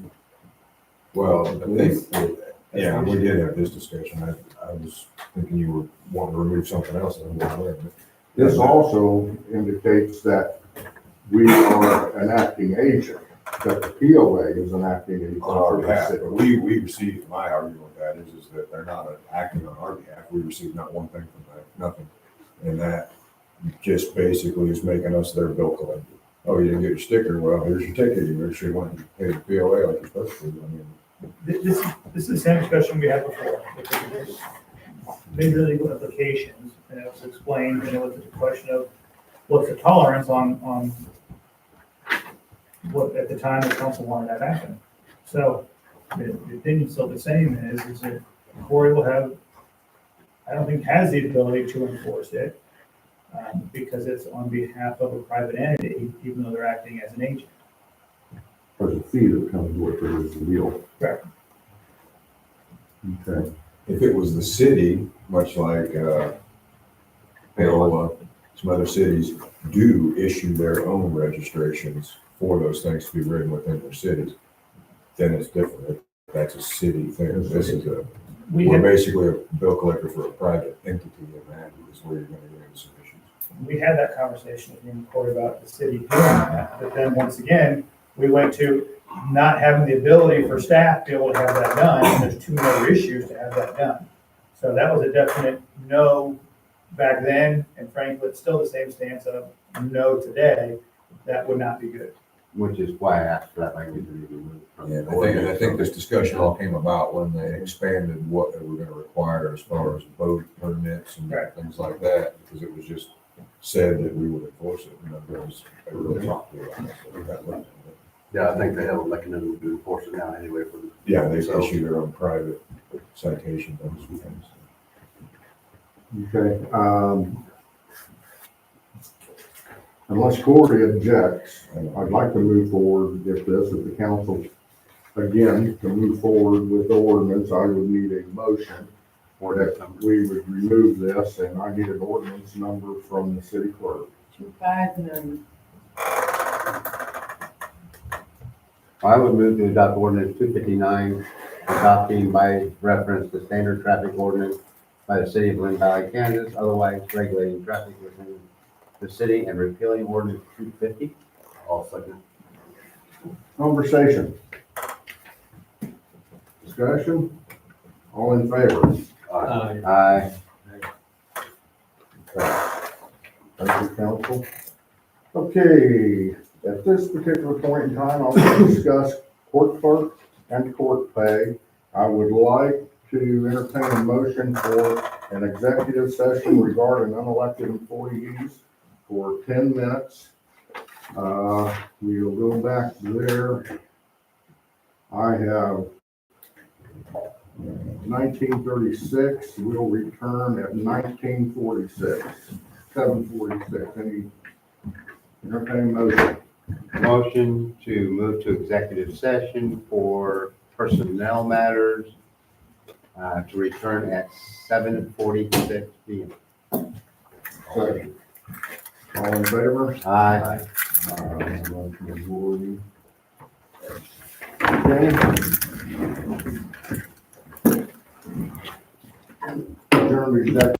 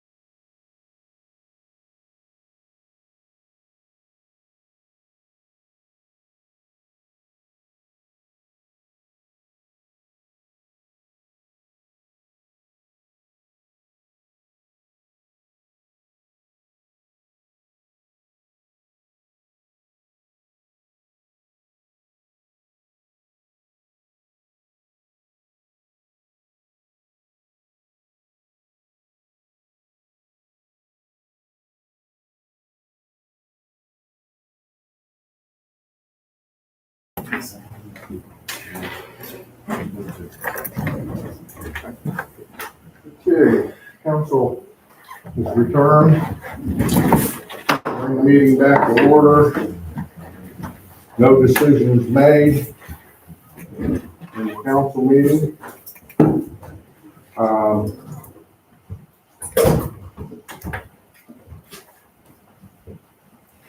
Everybody back. Okay, I was asking the council, and it's in your folder under E. It has to do with court clerk compensation. Right now, Lisa Coates, our court clerk, and done a very good job as a court clerk. She is compensated 2 hours straight time per court night. Okay, I had originally asked in this ordinance change to change that to the same as 4 hours of straight time. I now ask the council to change that to the same as 6 hours straight time. Okay? Lisa right now makes $16.20 an hour. With that, that's $32.40, and the ordinance supplied another $50, okay? Which we have to take the double language out. We have to pay her for a single time. She doesn't exceed 40 hours, we cannot pay her overtime. But I can pay her the same as $50 and $32.40, you know, is a little over like $80 in compensation. I think she feels that she deserved. Okay, with that, I would entertain the change of this ordinance from where it says the same as 4 hours. Section C. This to, It's under C. okay. Okay, city clerk of the court, the clerk of the municipal court shall receive salary compensated for his or her services in the amount equivalent to 4 hours of regular hour pay. That would change from 4 hours to 6, SIX, 6 hours of compensation. Is that weekly or? That's monthly. It's the That's third monthly. Tuesday. That's for 2 months, right, okay? So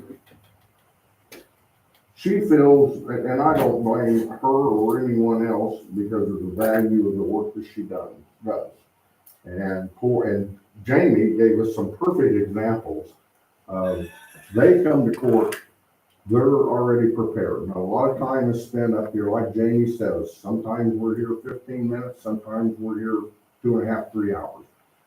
It varies, but we're asking a person to give up her own time, okay, for compensation. Okay, I know she spends time before court too, and prep, and I'm not sure how much, but I know that she spends a lot of time. yes, sir. Yes, sir. Now, that's what I'm asking to take place within this ordinance. This ordinance is not ready. At this particular, it is not ready because, again, I just asked you before not to be approving anything that's not written in front of you. So with this change, this will be sitting in front of us in the next meeting, and I will ask for someone to motion and pass this ordinance. Okay.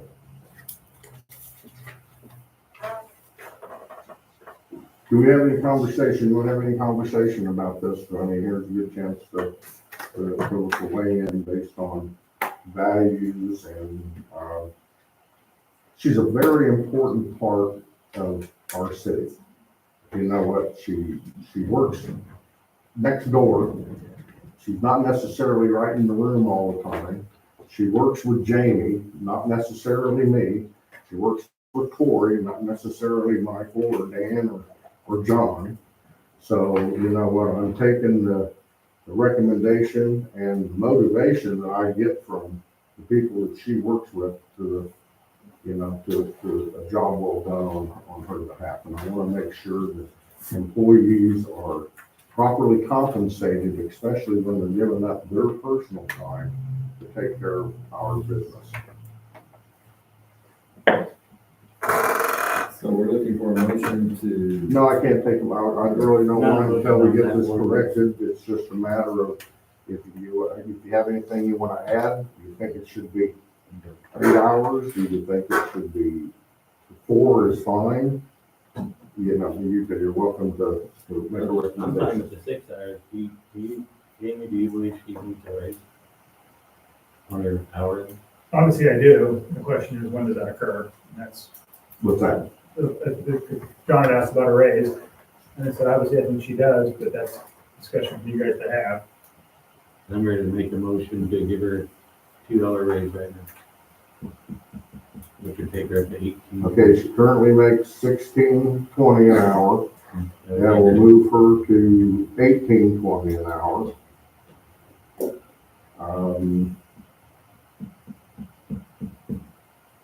I don't think there is any denying the asset that she is to the city. I think Jamie has again, So give you, how she, Jamie's told me she's cleaned up a lot of old cases for us. to give you background, when she started, there was $191,000, we'll call it debt, $191,000 in debt, which encompasses court costs, fines, and everything else. As we sit today, I just checked, we're sitting right around 140,000. So since she's been here, she's cleaned up roughly 50K of that, and that doesn't include all the stuff, since I've been here since June of 19, that we've been doing. So we were seeing a reduction in those numbers, and she's able to collect and get that done as well. The other issue we've had tons of open cases that was lag, that are old, that we've had to go through. So she's done a lot of things to really get that department shored up to where it needs to be. Did you actually motion? Well, actually, you made a No, I motion. didn't make a motion. I said I'm ready for my motion. Okay. She only works like 10 hours a week, or 8 or 10 hours a week. She does, she's part-time, and that's really the difficulty for the city to try to compensate her. Example being, if we could just pay her double time for coming in, you know what, we could just, maybe we should get closer to that compensation. We wouldn't be having this conversation. But we cannot do that. Again, we have to be able to, she has to provide 40 hours of service before we can pay her overtime. So, That's what I'm thinking, if we go to 18, 20, and then we do 6 hours for one night a week. The full-time work. We're midstream of the year. It wasn't just a couple months ago, I had made mention that I'd really like to put employee wages and raises and stuff behind us. However, this is one that we apparently missed. I don't remember giving Lisa a raise since I've been on the council.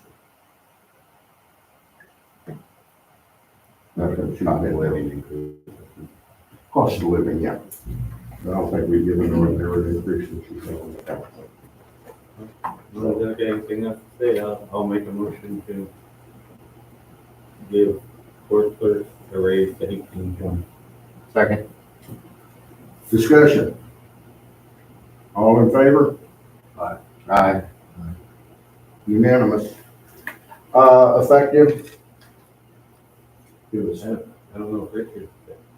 What's that? He said, Well, you and I did. yeah, I need an effective date, sir.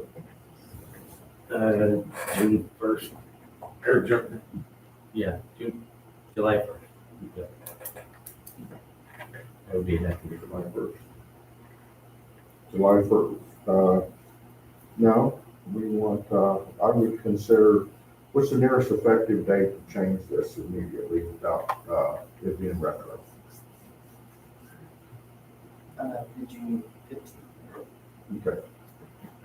June 15th. With that, Everyone's going to- okay, with that change, is anything changed with the council in discussion?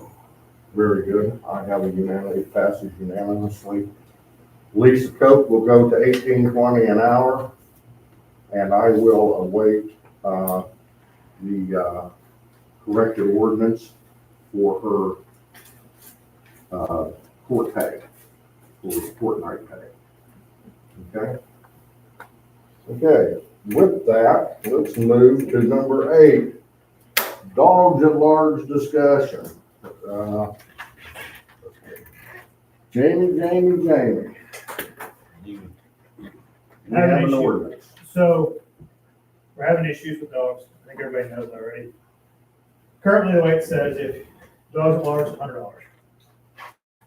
So we're having multiple people come in where it's just $100. And so there's really no teeth in it.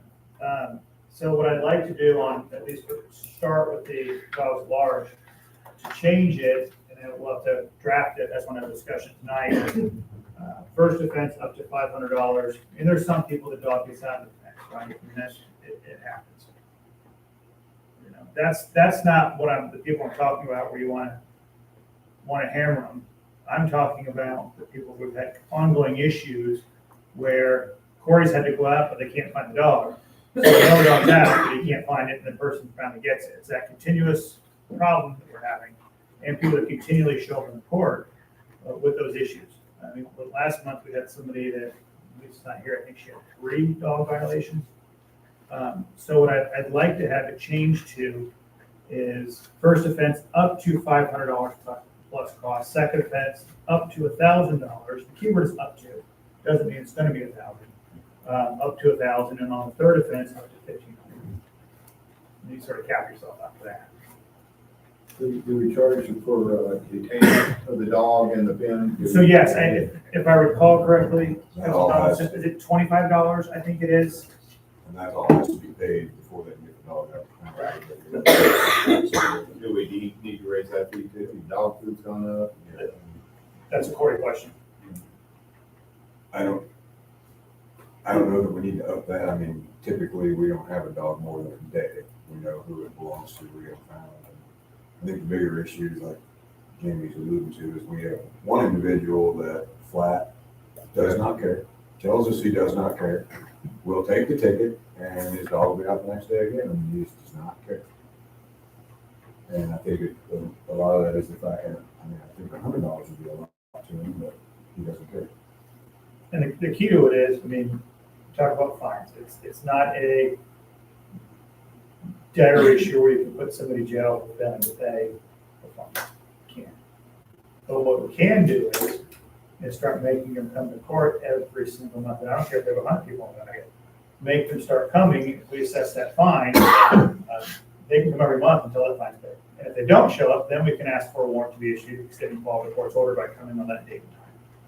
So there are certain teeth we can use to try to get that issue cleaned up. But it's to the point where it's just frustrating seeing the same people over and over and over again. Give you some teeth left for the habitual offenders, right? Right, let me give this how one the other day she paid, well, she didn't pay, she convinced them to pay it. It was a little over $300 in court costs as well. Okay, I'll pay it. Like, no, we have multiple violations, and that's the most we could do. I mean, she's a color frequent flyer. No, the ordinance that Karen had sent you, was there any application for that written ordinance based on the numbers that you want to put in this? Yeah, so we can add numbers in, classify the offenses, offense 1, up to 500, offense 2, up to 1,000, offense 3, up to 1,500. And we can incorporate that in there and have some teeth on it. Conversation council. The ordinance isn't in front of us. It's not prepared to change. We won't be making a motion tonight, but we could conclude the conversation and give Mindy and Jamie the opportunity to get the ordinance ready for you. Conversation. Go Say get it. go for it. You'll get it. Absolutely. Okay, I think I have everything else prepared. Mindy, can you give Jamie, or Karen has submitted an ordinance thing, you should have a copy of it. Let's take a look at it, let's see how these numbers plug into that ordinance. And then Jamie, if you'll prepare it, get it ready, go ahead and take a look at it, and we'll present it to the council, the next meeting for approval.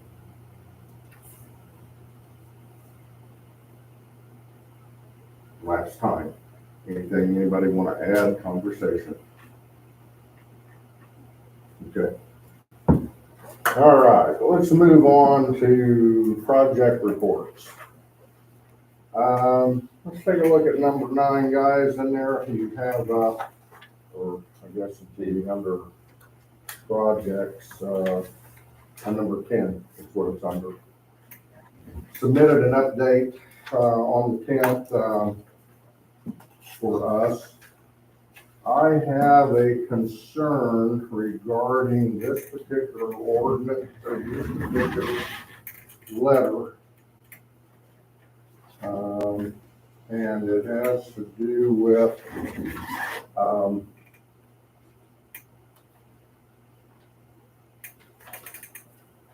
under project status, upcoming council task consideration. It says upcoming change order for contract time extension, waiting on water. These are some concerns that I think that the council's been having through. We went through a change with the council. B&G has went through a change of engineers. We've been kind of waiting for an adjustment period here. Things seem to have come, basically what this says is we're behind in the project. If we're having to extend project, if we're getting a contract extension, that means that we're behind. With that being said, I entertain a motion for a 15-minute executive session regarding legal contractual discussion for the water project.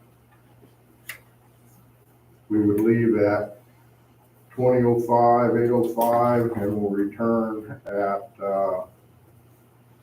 20:20. Motion for 15-minute legal executive session to return at 8:20 p.m. All in favor? Aye. Okay. Turn to executive session.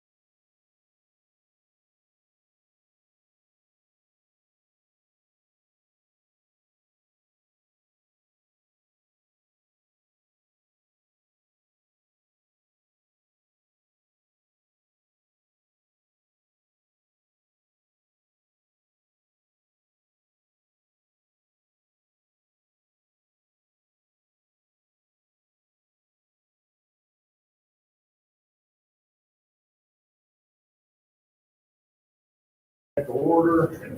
It's, home after. No decisions made in executive session. Again, the last thing I was bringing everyone's attention when I left the room was D&G Consultants update.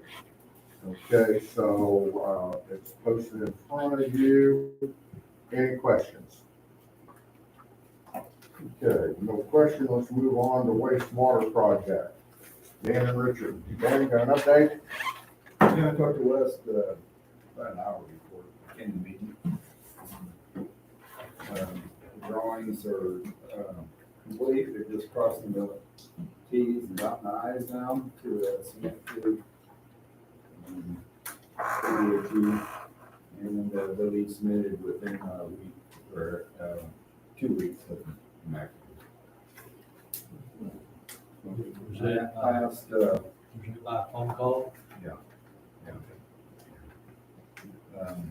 I asked Wesley to, when the drawings are complete, to come in front of the city council and, talk about, drawings, completed drawings, and give a little presentation. Good suggestion.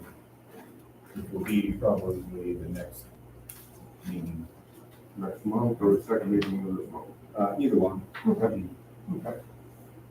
Would it be possible to do a conference call maybe? Like a special meeting or? No, just so I stay involved.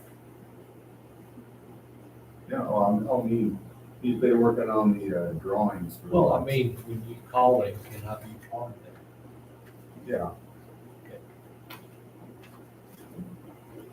I'd rather do it by email because it's. That's fine. But Yeah, just no So reason long as- called is because I told him we had a council meeting tonight and I needed an update, so. just as long as I'm on board with it, and I know what's going on in case I'm asked.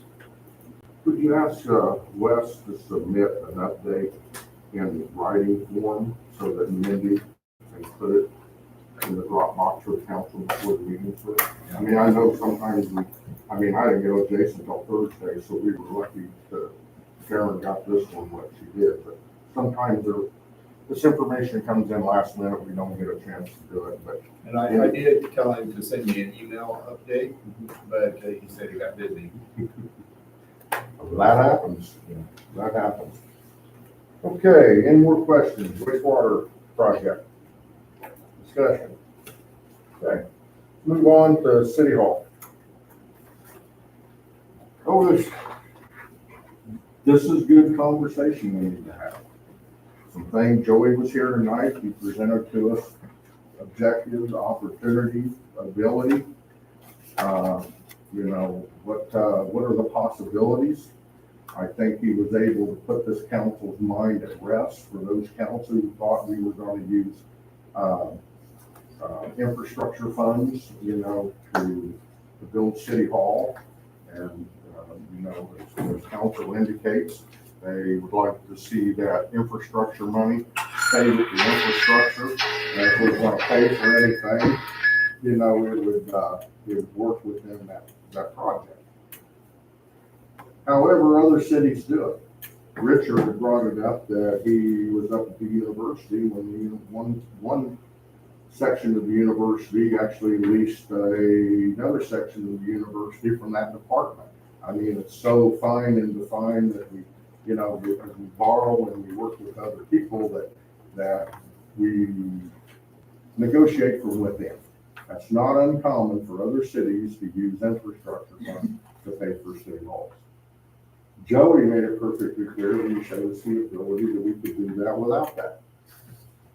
So that brings us to the conversation. There's two hard conversations here. The first one is the location of the city hall. We can discuss feasibility. We can discuss what's actually within the resolution that we wrote. Feasibility would start in this way, where a city hall would go. Dan would make reference to the fact that he thinks that a plan would be to put a new city hall on the lagoon property frontage. That would be Dan's suggestion. But stay with the conversation of location, okay? That is property we own, and that is a property that it can be applied. I offer, now that conversation comes with, we need to discuss it. Where would we like to see a city hall?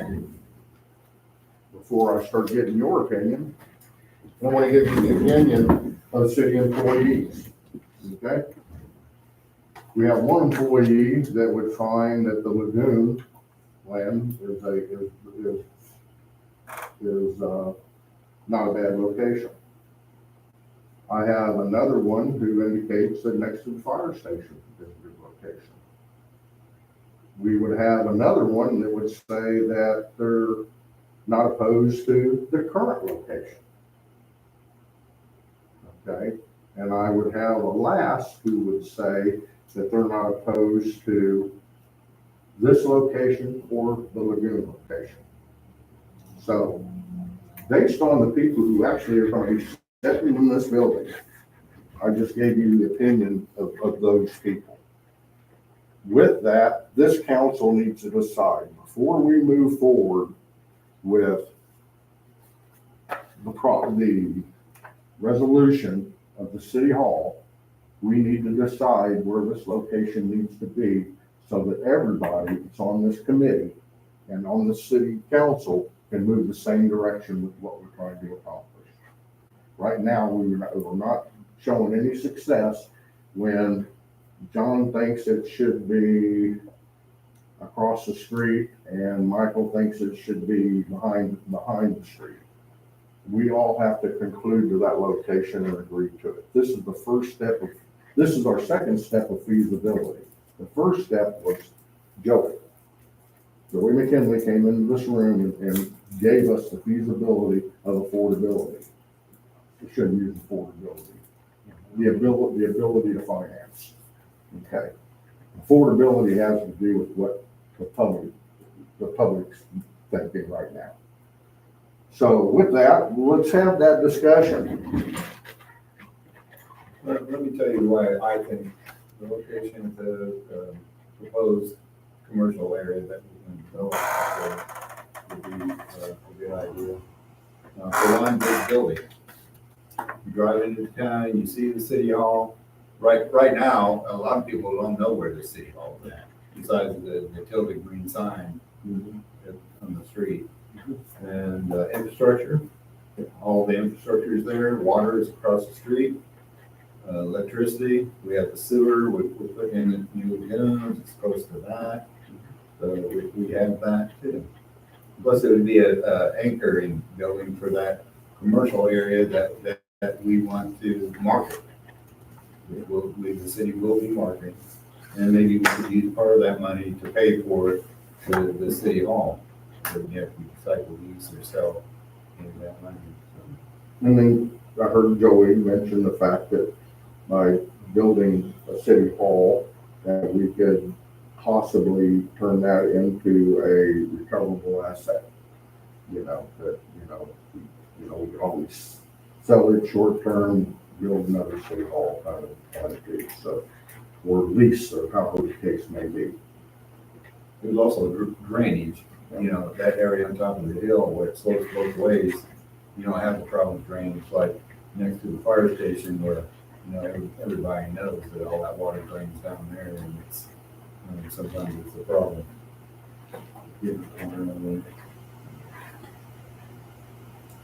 I don't find that to be a bad suggestion. I mean, you know what, Dan's put some thought into it. It's an idea. That's what it is. It's an idea. And, you know what, he's presented it. He seems that he likes the idea of the lagoon. How about another conversation? Any other location somebody wants to? I'm not convinced that that's going to be a viable commercial area up there. I'm sorry, I'm just not. I don't see a restaurant ever going in front of a food farm. I don't see a grocery store ever going in front of a group. So, I think, I'm just saying. okay, you- this is location of the city So- hall, not an economic Using, development. what I'm saying is using that as an anchor for a commercial area, Okay. I don't know that that is actually a viable solution there. Okay. Which is a plus for the site. I mean, it may, we open up that area, it may take years to develop that, but the opportunity is there. So, Possibly, you know. As far as the area next to the fire station, we have the soil surveys, we have all the documentation to show that we can build there. drainage problem. That What was is it? It's a wetland. handled with the, like I said, we've got the information to show that we can build there. I'll keep reading that to the next meeting. We've got, all the geological stuff there. All we have to do is put a basement under it, which if we build a 2,000 square foot building with a basement under it, now we have 4,000 square foot, and we have the ability to potentially have a storm shelter built in, et cetera. So that would be my thought process on that, is that would be just as visible coming into the city. You would see it just as easily as you would up there in front of the lagoons. Just a little further down the road, you've still got every bit of the infrastructure there. Water runs right in front of it, electrical's already there, sewer's gonna run right behind it, so there's not really an issue with getting any of that in. And I've talked to walkers who were the ones who were actually helping the engineer, architect, or whatever, when we were looking at putting the police station there. And they say they see absolutely no reason that we could put something there and resolve all the drainage issues. Other than the conflict with the emergency vehicles and next door to the fire station. If we had a situation like Johnson County where our fire trucks were going every 5 minutes, I could see that being a problem, but we went at times weeks without getting a single call, so. And we don't have that much traffic at the city hall usually. Well, I know there's a water problem there. Those were studies done by doing the prep for the city. It's considered a wetland, and there all water from above drains down in there. You know, you can look at the parking lot there and you see what happens when they have a lot of rain. That water's all coming out of the gutters because the drains are pumped underneath the driveway and they dead end it, not in the concrete instead of taking the ditch. Because we rerouted that, It's a lot of water. and pulled that gutter out of the culvert out down the road, and that seems to have taken care of that. Again, it's another idea. Yeah. Okay. I need council to weigh in on this conversation. Let's, Well, I agree, and I think it's not tonight, narrow it down to those two spots. Not worry about any other spots, we'll just go with those two spots. we gotta get this route. We're running out of time. We wanna build a city hall. We've gotta get it built by March of 2026. Okay, so to do that, we've got a lot of stuff to get done beforehand. I think we need to get headed the right, we need again, both of these men are on the same committee. Both of these men have two separate ideas. Okay, part of feasibility starts right here. Okay, this is where it starts. And I would have hoped that we have been having conversations with people in the community of where they think that maybe would be a applicable spot for a new city hall. Actually, the conversations I have had with people in the community have resulted in pretty much the same answer is we shouldn't be spending any more money right now. So I don't care where it goes because they don't want to see it happen at all. Next to the firehouse, we spent a bunch of money there, getting all that geotech and getting stuff designed and everything, because we thought it was gonna happen. So that gives you a step ahead if you've already done that process. Real quick, on the lagoon property's behalf, geotech and all that's been done there too, so. That was all. Well, if you want to talk about geotech, I was with the architect digging the holes. That was the geotech part of that. And, that's why I said there's some problems with the.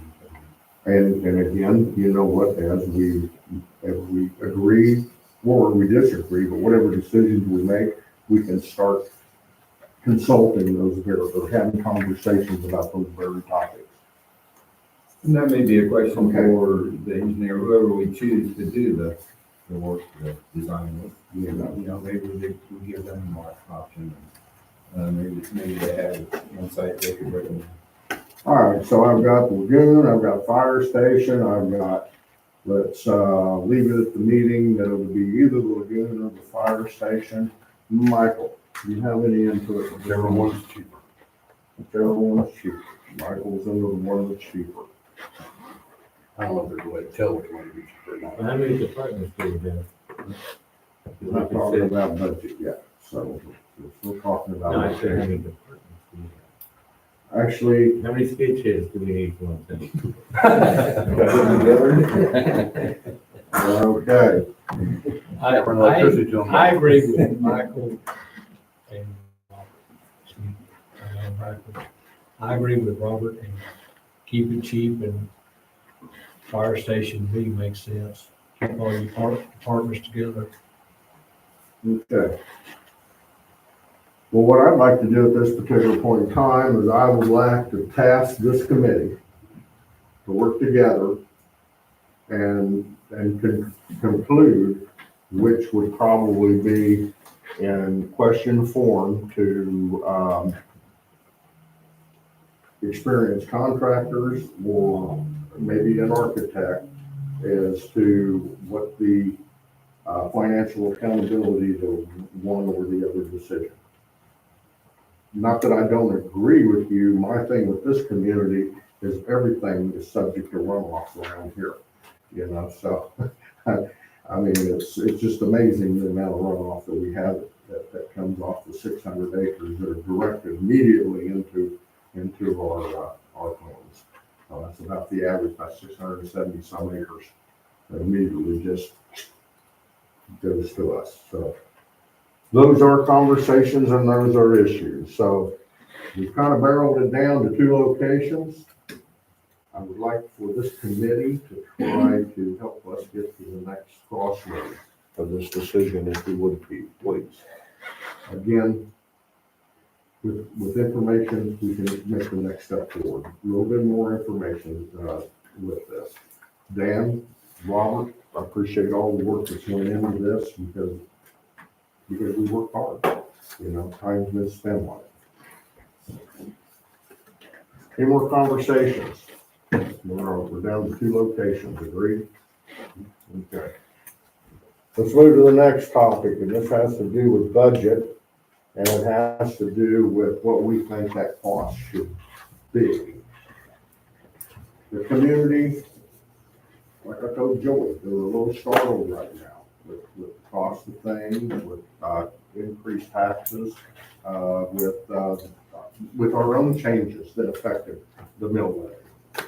So with that at hand, and having an idea of what you think that the people around you were thinking, I hope again you've asked questions throughout the community and maybe got the advice or the input of a few people based on what they think we should be spending on this.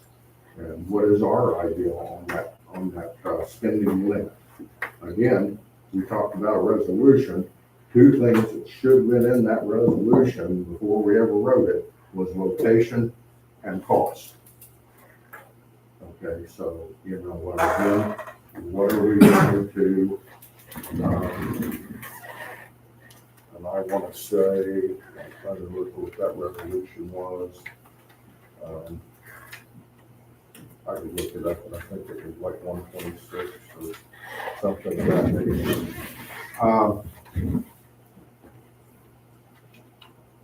I talked to a ton of people, I would say 80% of the answers is 0. Do not spend it. Zero's not an option. I know, that's, but I'm just, you said to go talk to the people in the community. That's- I know, zero's Now, not I an explained option, to them but, that we're already paying on this, and they, but I'll write that number down. I mean, I completely respect the people have an opinion. I have talked to a few members of the community, and some of them do understand that, you know what, that we needed a city hall. Some even are even aware of the fact that we lease this one. You know, a lot of people don't even know we leasing this. So through that, you know what, they do know that we have a need. You know, based on departments, sharing buildings, and this goes back in March of 2026. Okay, so, you know what, we think about that. He gave us the objectives, he gave us the numbers, some speculated numbers on what it's gonna do to your tax base. You know, so, I mean, what are we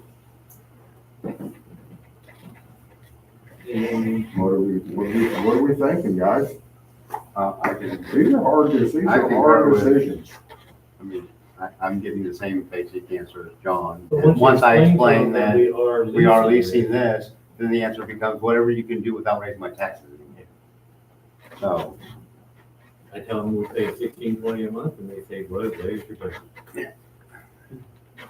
Which obviously that's not gonna get her done. right, Any of them running for county commissioner? Yeah.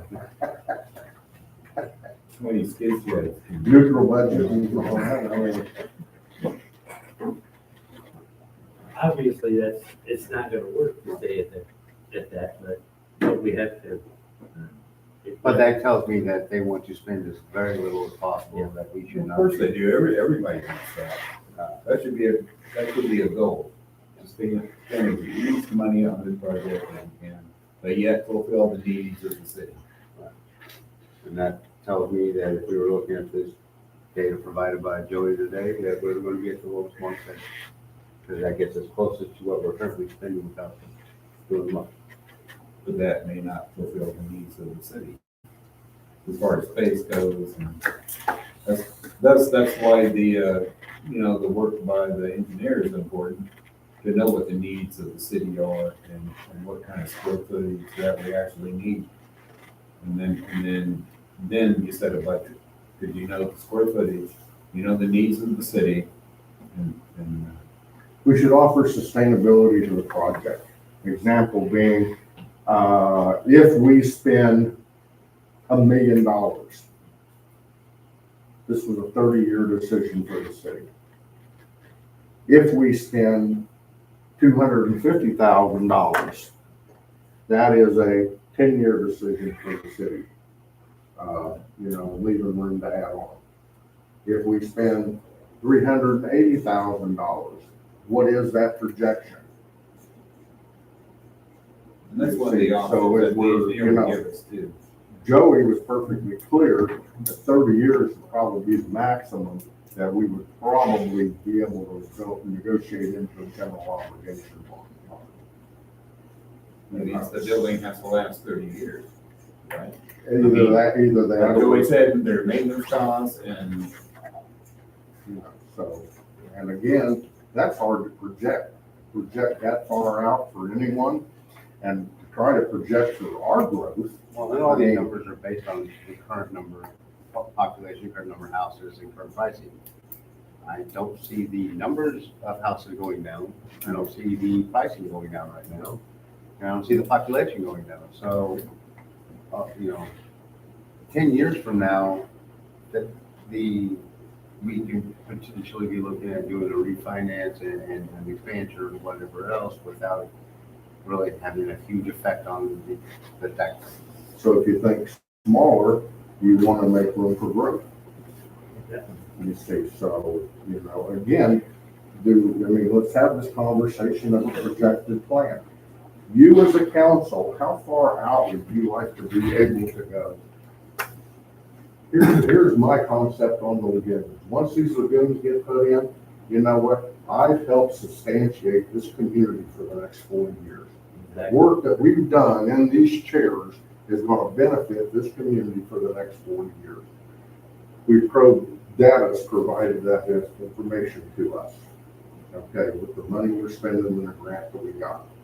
Again, we want to be able to provide this kind of information to the public and to each other based on what the steps are going to be for the city hall.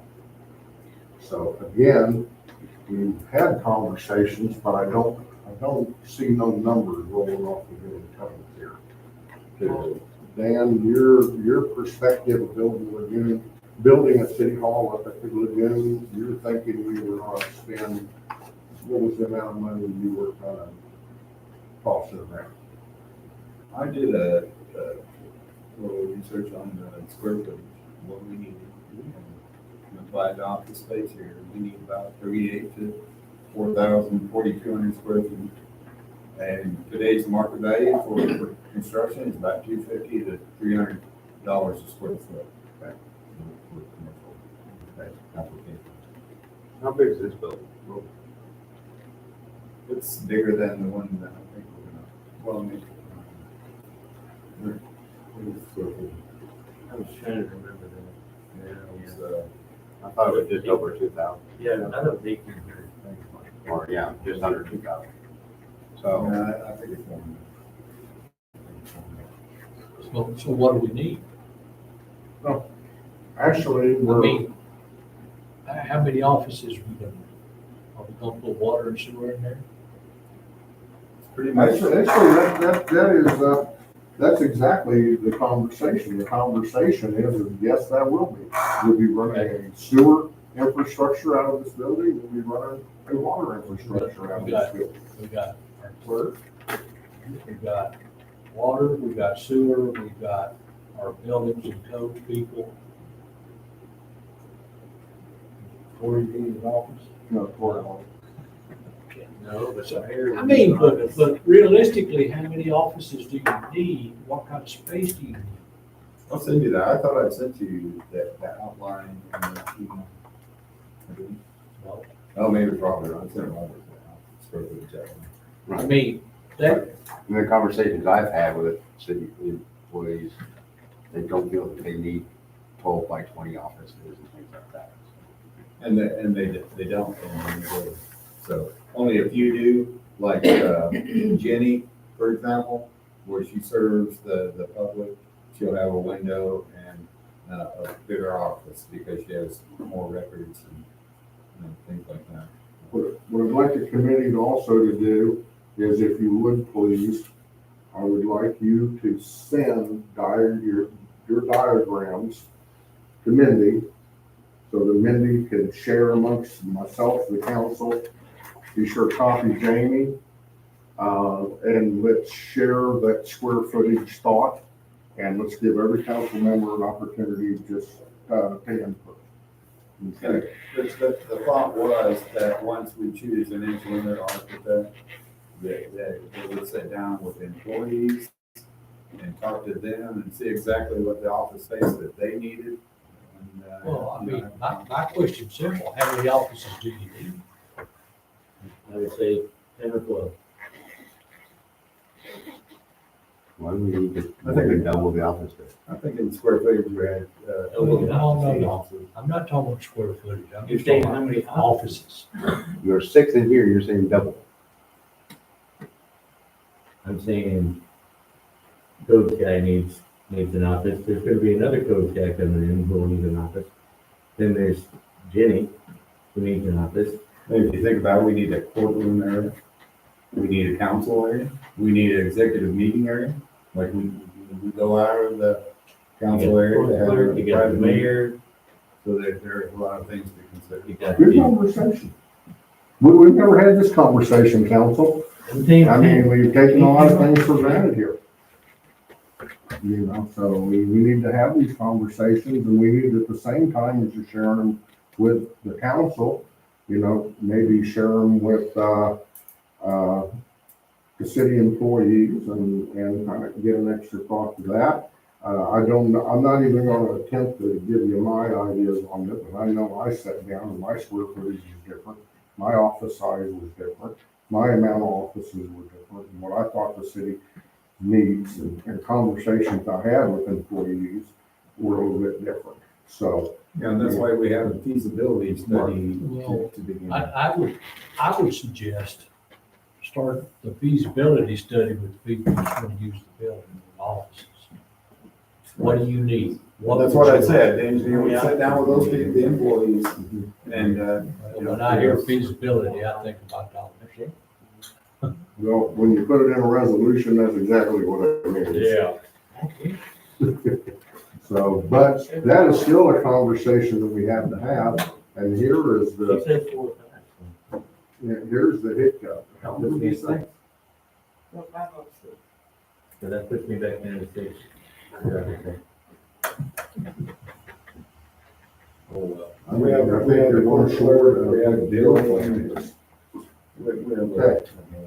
All right, council, let's not beat this up all night. We were here to discuss location and budget. We narrowed it down to two, the budget part of it. We need to come to agree on,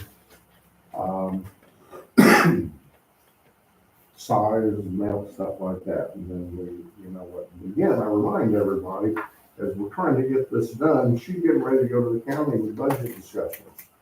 You know what, we gotta get this budget, if it's gonna change, if it's gonna change any at all, you know, well, we gotta get this to the county. So this is not something we can kick down the road till August. We need to get this decision made soon, really soon. Talking about feasibility, PAR, it's unfortunate that the architect company didn't do those because I liked his, I like his presentation. And like he said, he's more on the creative side. I thought. Which architects are, I mean. I actually thought he had a better idea of the city's needs than B&G did. B&G came in here and was presenting something like they were introducing themselves to us for the first time. And the architect came in here like he knew something about us and you know what, he was here to solve a problem. So, be nice to stay in touch with that group. Okay.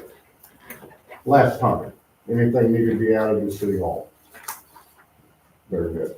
Let's go to roof replacement next door. Steve, you're up. I asked Steve to get some bids to replace the roof next door, okay? We may not keep the manufactured building in the back because of the last stage, but the building next door is a keeper. The roof is 34 years old.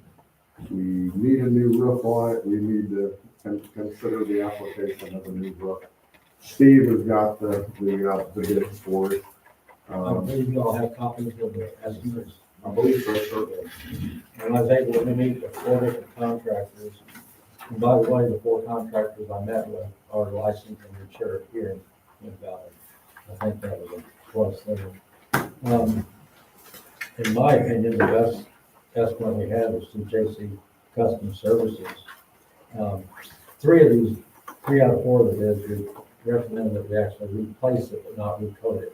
There's one bid in here that recoat, it came in about $5,000. 2 of the other bids came in within $200 of each other, and that was to remove and replace TPO roof on that. And they're both, what we've got on there now is about a $40 million.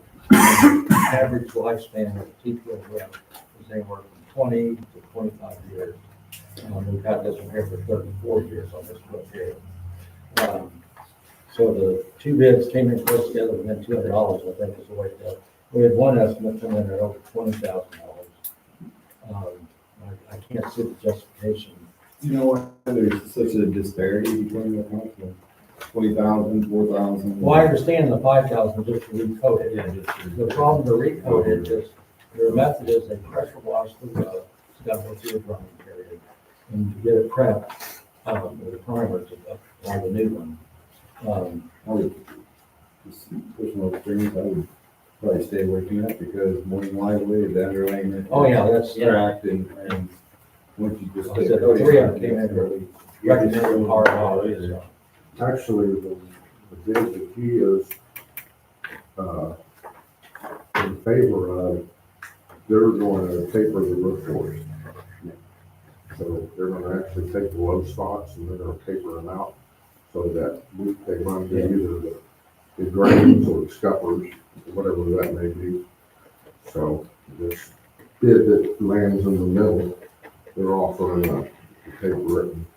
This is Basically basically, pitching. yeah, this is the 60 mil membrane, which most of them do recommend. That's what we have on the roof now, is the 60 mil. But that's the product that would be. I think we have to kind of be careful what they find when they tear that off too, the substrate. Well, we actually, the question was asking, to ask to every contractor was to evaluate and make a recommendation. So through that evaluation, they should have took a core test, or they should have lifted something, they should have lifted, they should have checked it, you know, because at that particular point in time, if that roof was full of that, under the circumstances he was asked to evaluate, you know what, we're gonna fix it together. But I don't know that they promote that. That roof was never an overbuild per se, so. But he does offer a complete tear off and replacement.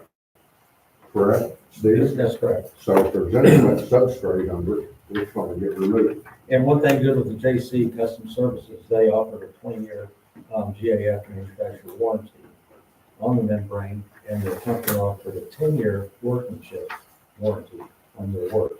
I thought that was a good thing. And they are replacing all the termination bars, the termination strips around the building too. And they're gonna bring the membrane down a little bit farther than it had originally, because some of the water is getting down off the membrane and kind of going back against the face of the They're gonna counter that. so they're gonna go farther down. Corey, when we were putting this walkway in here, did you say something about the? You take that vinyl siding off that top overhang, it's all right. I could poke my finger through the siding. That's gonna be a problem. That's what I was noticing. I mean, it's not at me, but Basically, none of those plans you have here address any of that rock. Right. that would be mansard, you know, what's coming down off the roof, it's covered in that short period. Yeah. So, you know, we need to address maybe the mansard rot, the rotting that may be in that area. However, that is not part of your roof. Yeah, but you can't put the roof over right there. No, I understand that, but I'm just saying off to the nut.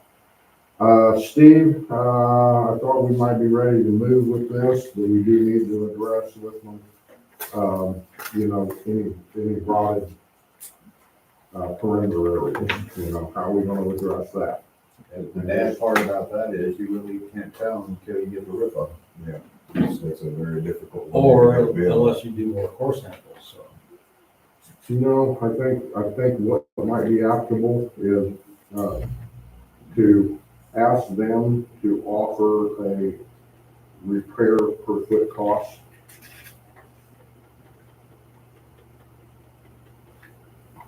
Jamie, we can define, that's defined well enough in a contract, isn't it? Yes. So if we ask them to give us a cost per square foot to replace any rotted fascia or mansard or flashing areas. Okay. Okay. Council, anything else in discussion? So you're leaning toward JC Custom Services? Personally, yes. Is it possible, and I don't want to do this, but it's detail. Really a 3-minute executive session for the morning contract. Oh, not to make contract? Yes. Well, I don't think we're making a decision tonight, but, I will entertain a motion to an executive session for 5 minutes, for 2100 to 2105. Motion to move to a legal executive session regarding contract for 5 minutes to return at 9:05. Adjourned. I don't know, I need a second. All in favor? Aye. Now adjourned.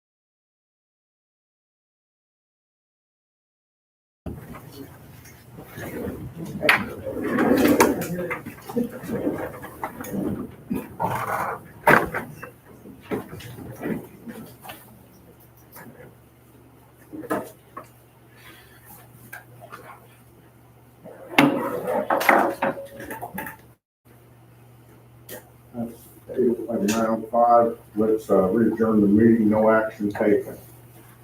Steve, Jamie will be sending you some information regarding contractors. And the council, I believe, they can add what I missed here, but I think the council needs a little more definition from the contractors There's a lot more wrong with that roof than just a roof replacement. Okay, and we have to know how we're gonna be guaranteed that those things are gonna get taken care of. Okay, and without telling a contractor what his job is, we'll just tell them what the council needs, what their expectations are. Okay, what we don't want is after the fact in the contract that we're coming to Jamie with a change order because we missed $10,000 worth of work in a $10,000 contract. Okay, so. Anyone else want to add anything to this conversation? Okay. All right, let's move to, we're wrapping it up, guys, wrapping it up. I thought that building was junk and we weren't gonna use it. No, the very back building. I'm talking about the courtroom building, which is being used. We should salvage it as an asset even if we just want to use it. You know, so we want to bring everything there. Okay, committees. Two conversations of committees tonight. One is, everyone knows we've been meeting with the POA. We've had a couple meetings with the POA. They kind of went pretty well. The POA's had some needs and some requests. No decisions have been made yet based on anything. However, one of the things that was recommended was that the council and POA create a 4-person committee, 2 council and 2 POA board members for kind of a brainstorming committee.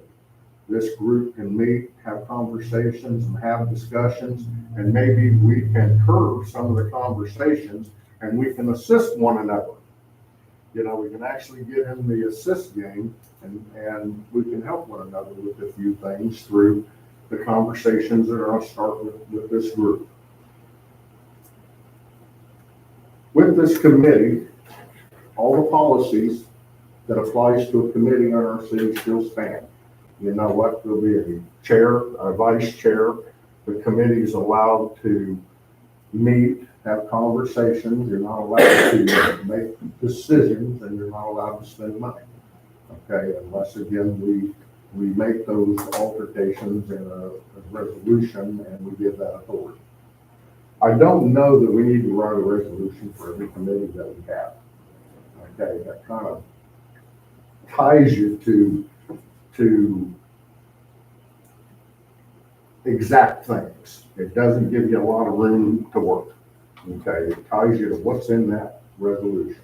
So I don't think we need that. We have a policy for committees.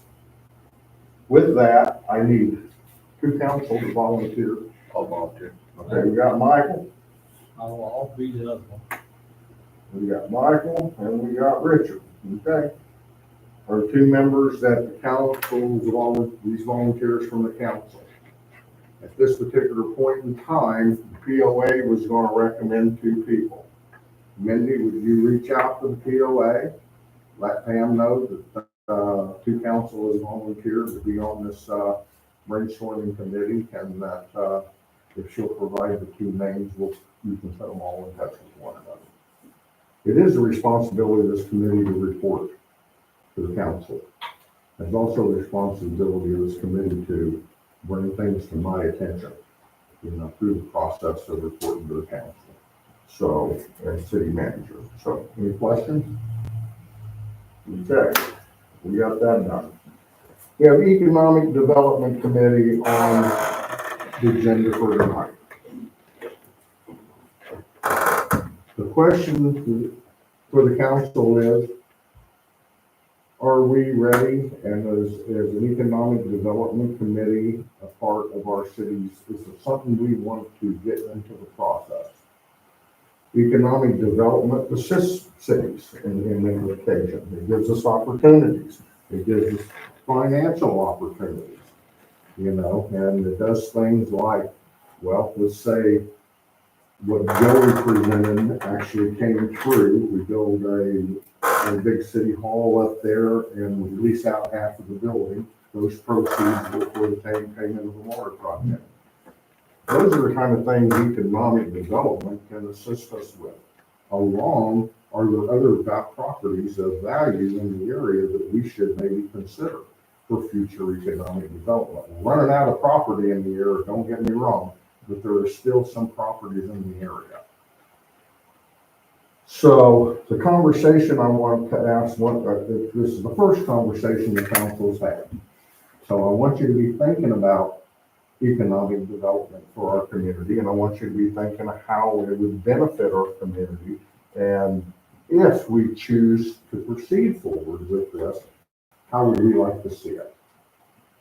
Okay, so, and Dan, he has done, as the next employee, and even as council, he's done a lot of research based on economic development and how it can benefit not just our cities, but how it's benefited other cities. So as Dan's idea might be different, he offers economic development. Okay, so it's not all bad, there's not anything bad in anyone's suggestion here. We just have to learn to compromise, come together, and work together for the common goal. So that's what we do by having these discussions. It can't be bad for the community. Economic Development Committee, by the citizens, they get to choose, they have their opinions, and they decide where exactly the city wants to go concerning that. They help the city decide that, yes, sir. Okay, I don't have anything else to really add to that, other than, unless somebody in the council wants to try on economic development for that. Okay.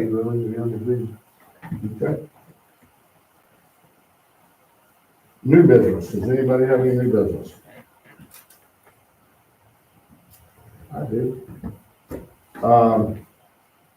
We had an issue over the last couple of weeks with a person trespassing on city lagoon property. Unhappy with the amount of mosquitoes that were around our lagoons and making, we're making comments on space regarding, our poor management of lagoons and et cetera. This person takes a picture of a sign that says no trespassing, keep out, and walks right past it. Along with, he drove past another sign that said no private property, keep out, before he drives in. The drivers that day left the gate open. People wander. Whether people understand or agree with signs or not, or if they can even read them, if something would have happened to that individual in that lagoon area, we would be liable. Doesn't matter how many signs we'd have had up, it doesn't matter what our efforts are. We, just like a homeowner, all of a sudden, well, I told you he was a mean dog, we're liable. Correct, Jamie? Yes. Okay. With that, the POA's put up a remote gate at the north end of the entryways up there. That cost was $15,000 for that gate. That estimation pretty correct? With that, we could tie a barbed wire fence into it and run it down the road and tie it into the lagoon fence. That road is going to be part of the road for the new lagoon project. We won't have to do much more than just relocate and turn the barbed wire fence in. But that gate means only one person can come and go at a time. We know who's coming and going. And with the fence being in there, we don't have to worry about people driving around them on ATVs, UTVs, utility trucks, or whatever the 100 other items people ride around in. So I'm not asking you to do it tonight, but I'm asking you to consider that we spend the money, and I would estimate that it wouldn't exceed $20,000. I imagine the fence wouldn't cost it $12, $15, maybe not even that much to run back there. But the gate I know is $15 grand. And we have to ask ourselves what it's worth and what it will be worth in the future, because this gate will actually build into our future of we continue to run trucks into a lift station. or the chopping station. You may want to wait until you see the final drawings. See how they design it. They may be widening that road a little bit. Okay. Just because, there's a dump station there, so there may be two-lane traffic there. So it might widen it a little bit, so. There may be an opportunity to fold that into the project cost as well. We could ask. Yeah. Improve security. No harm in that. My experience is they'll tell us yes. But coming into the project, if you exceed your budget, then the answer is no, you pay that defense. So, but, in my experience is the USDA will say yes to that. But I need you to be thinking about that. I want to be proactive, not reactive. And that just happens to be another one of those situations. So, anybody want to chime in with that? Okay, I agree, we need to do something. okay. Any old business? The only old business I have, and I've already made statement to it, is that PO in the city has met a couple times and we're communicating and we're working together. No decisions have been made, but we've opened the doors to discussion. Okay, if there's not anything else, audience, council, legal. Entertain a motion to adjourn. Second. All in favor? Aye. Good night, guys. Good job, a lot of work done. Hey, Rob, good work. Right around there, I got 2 minutes for you, dude.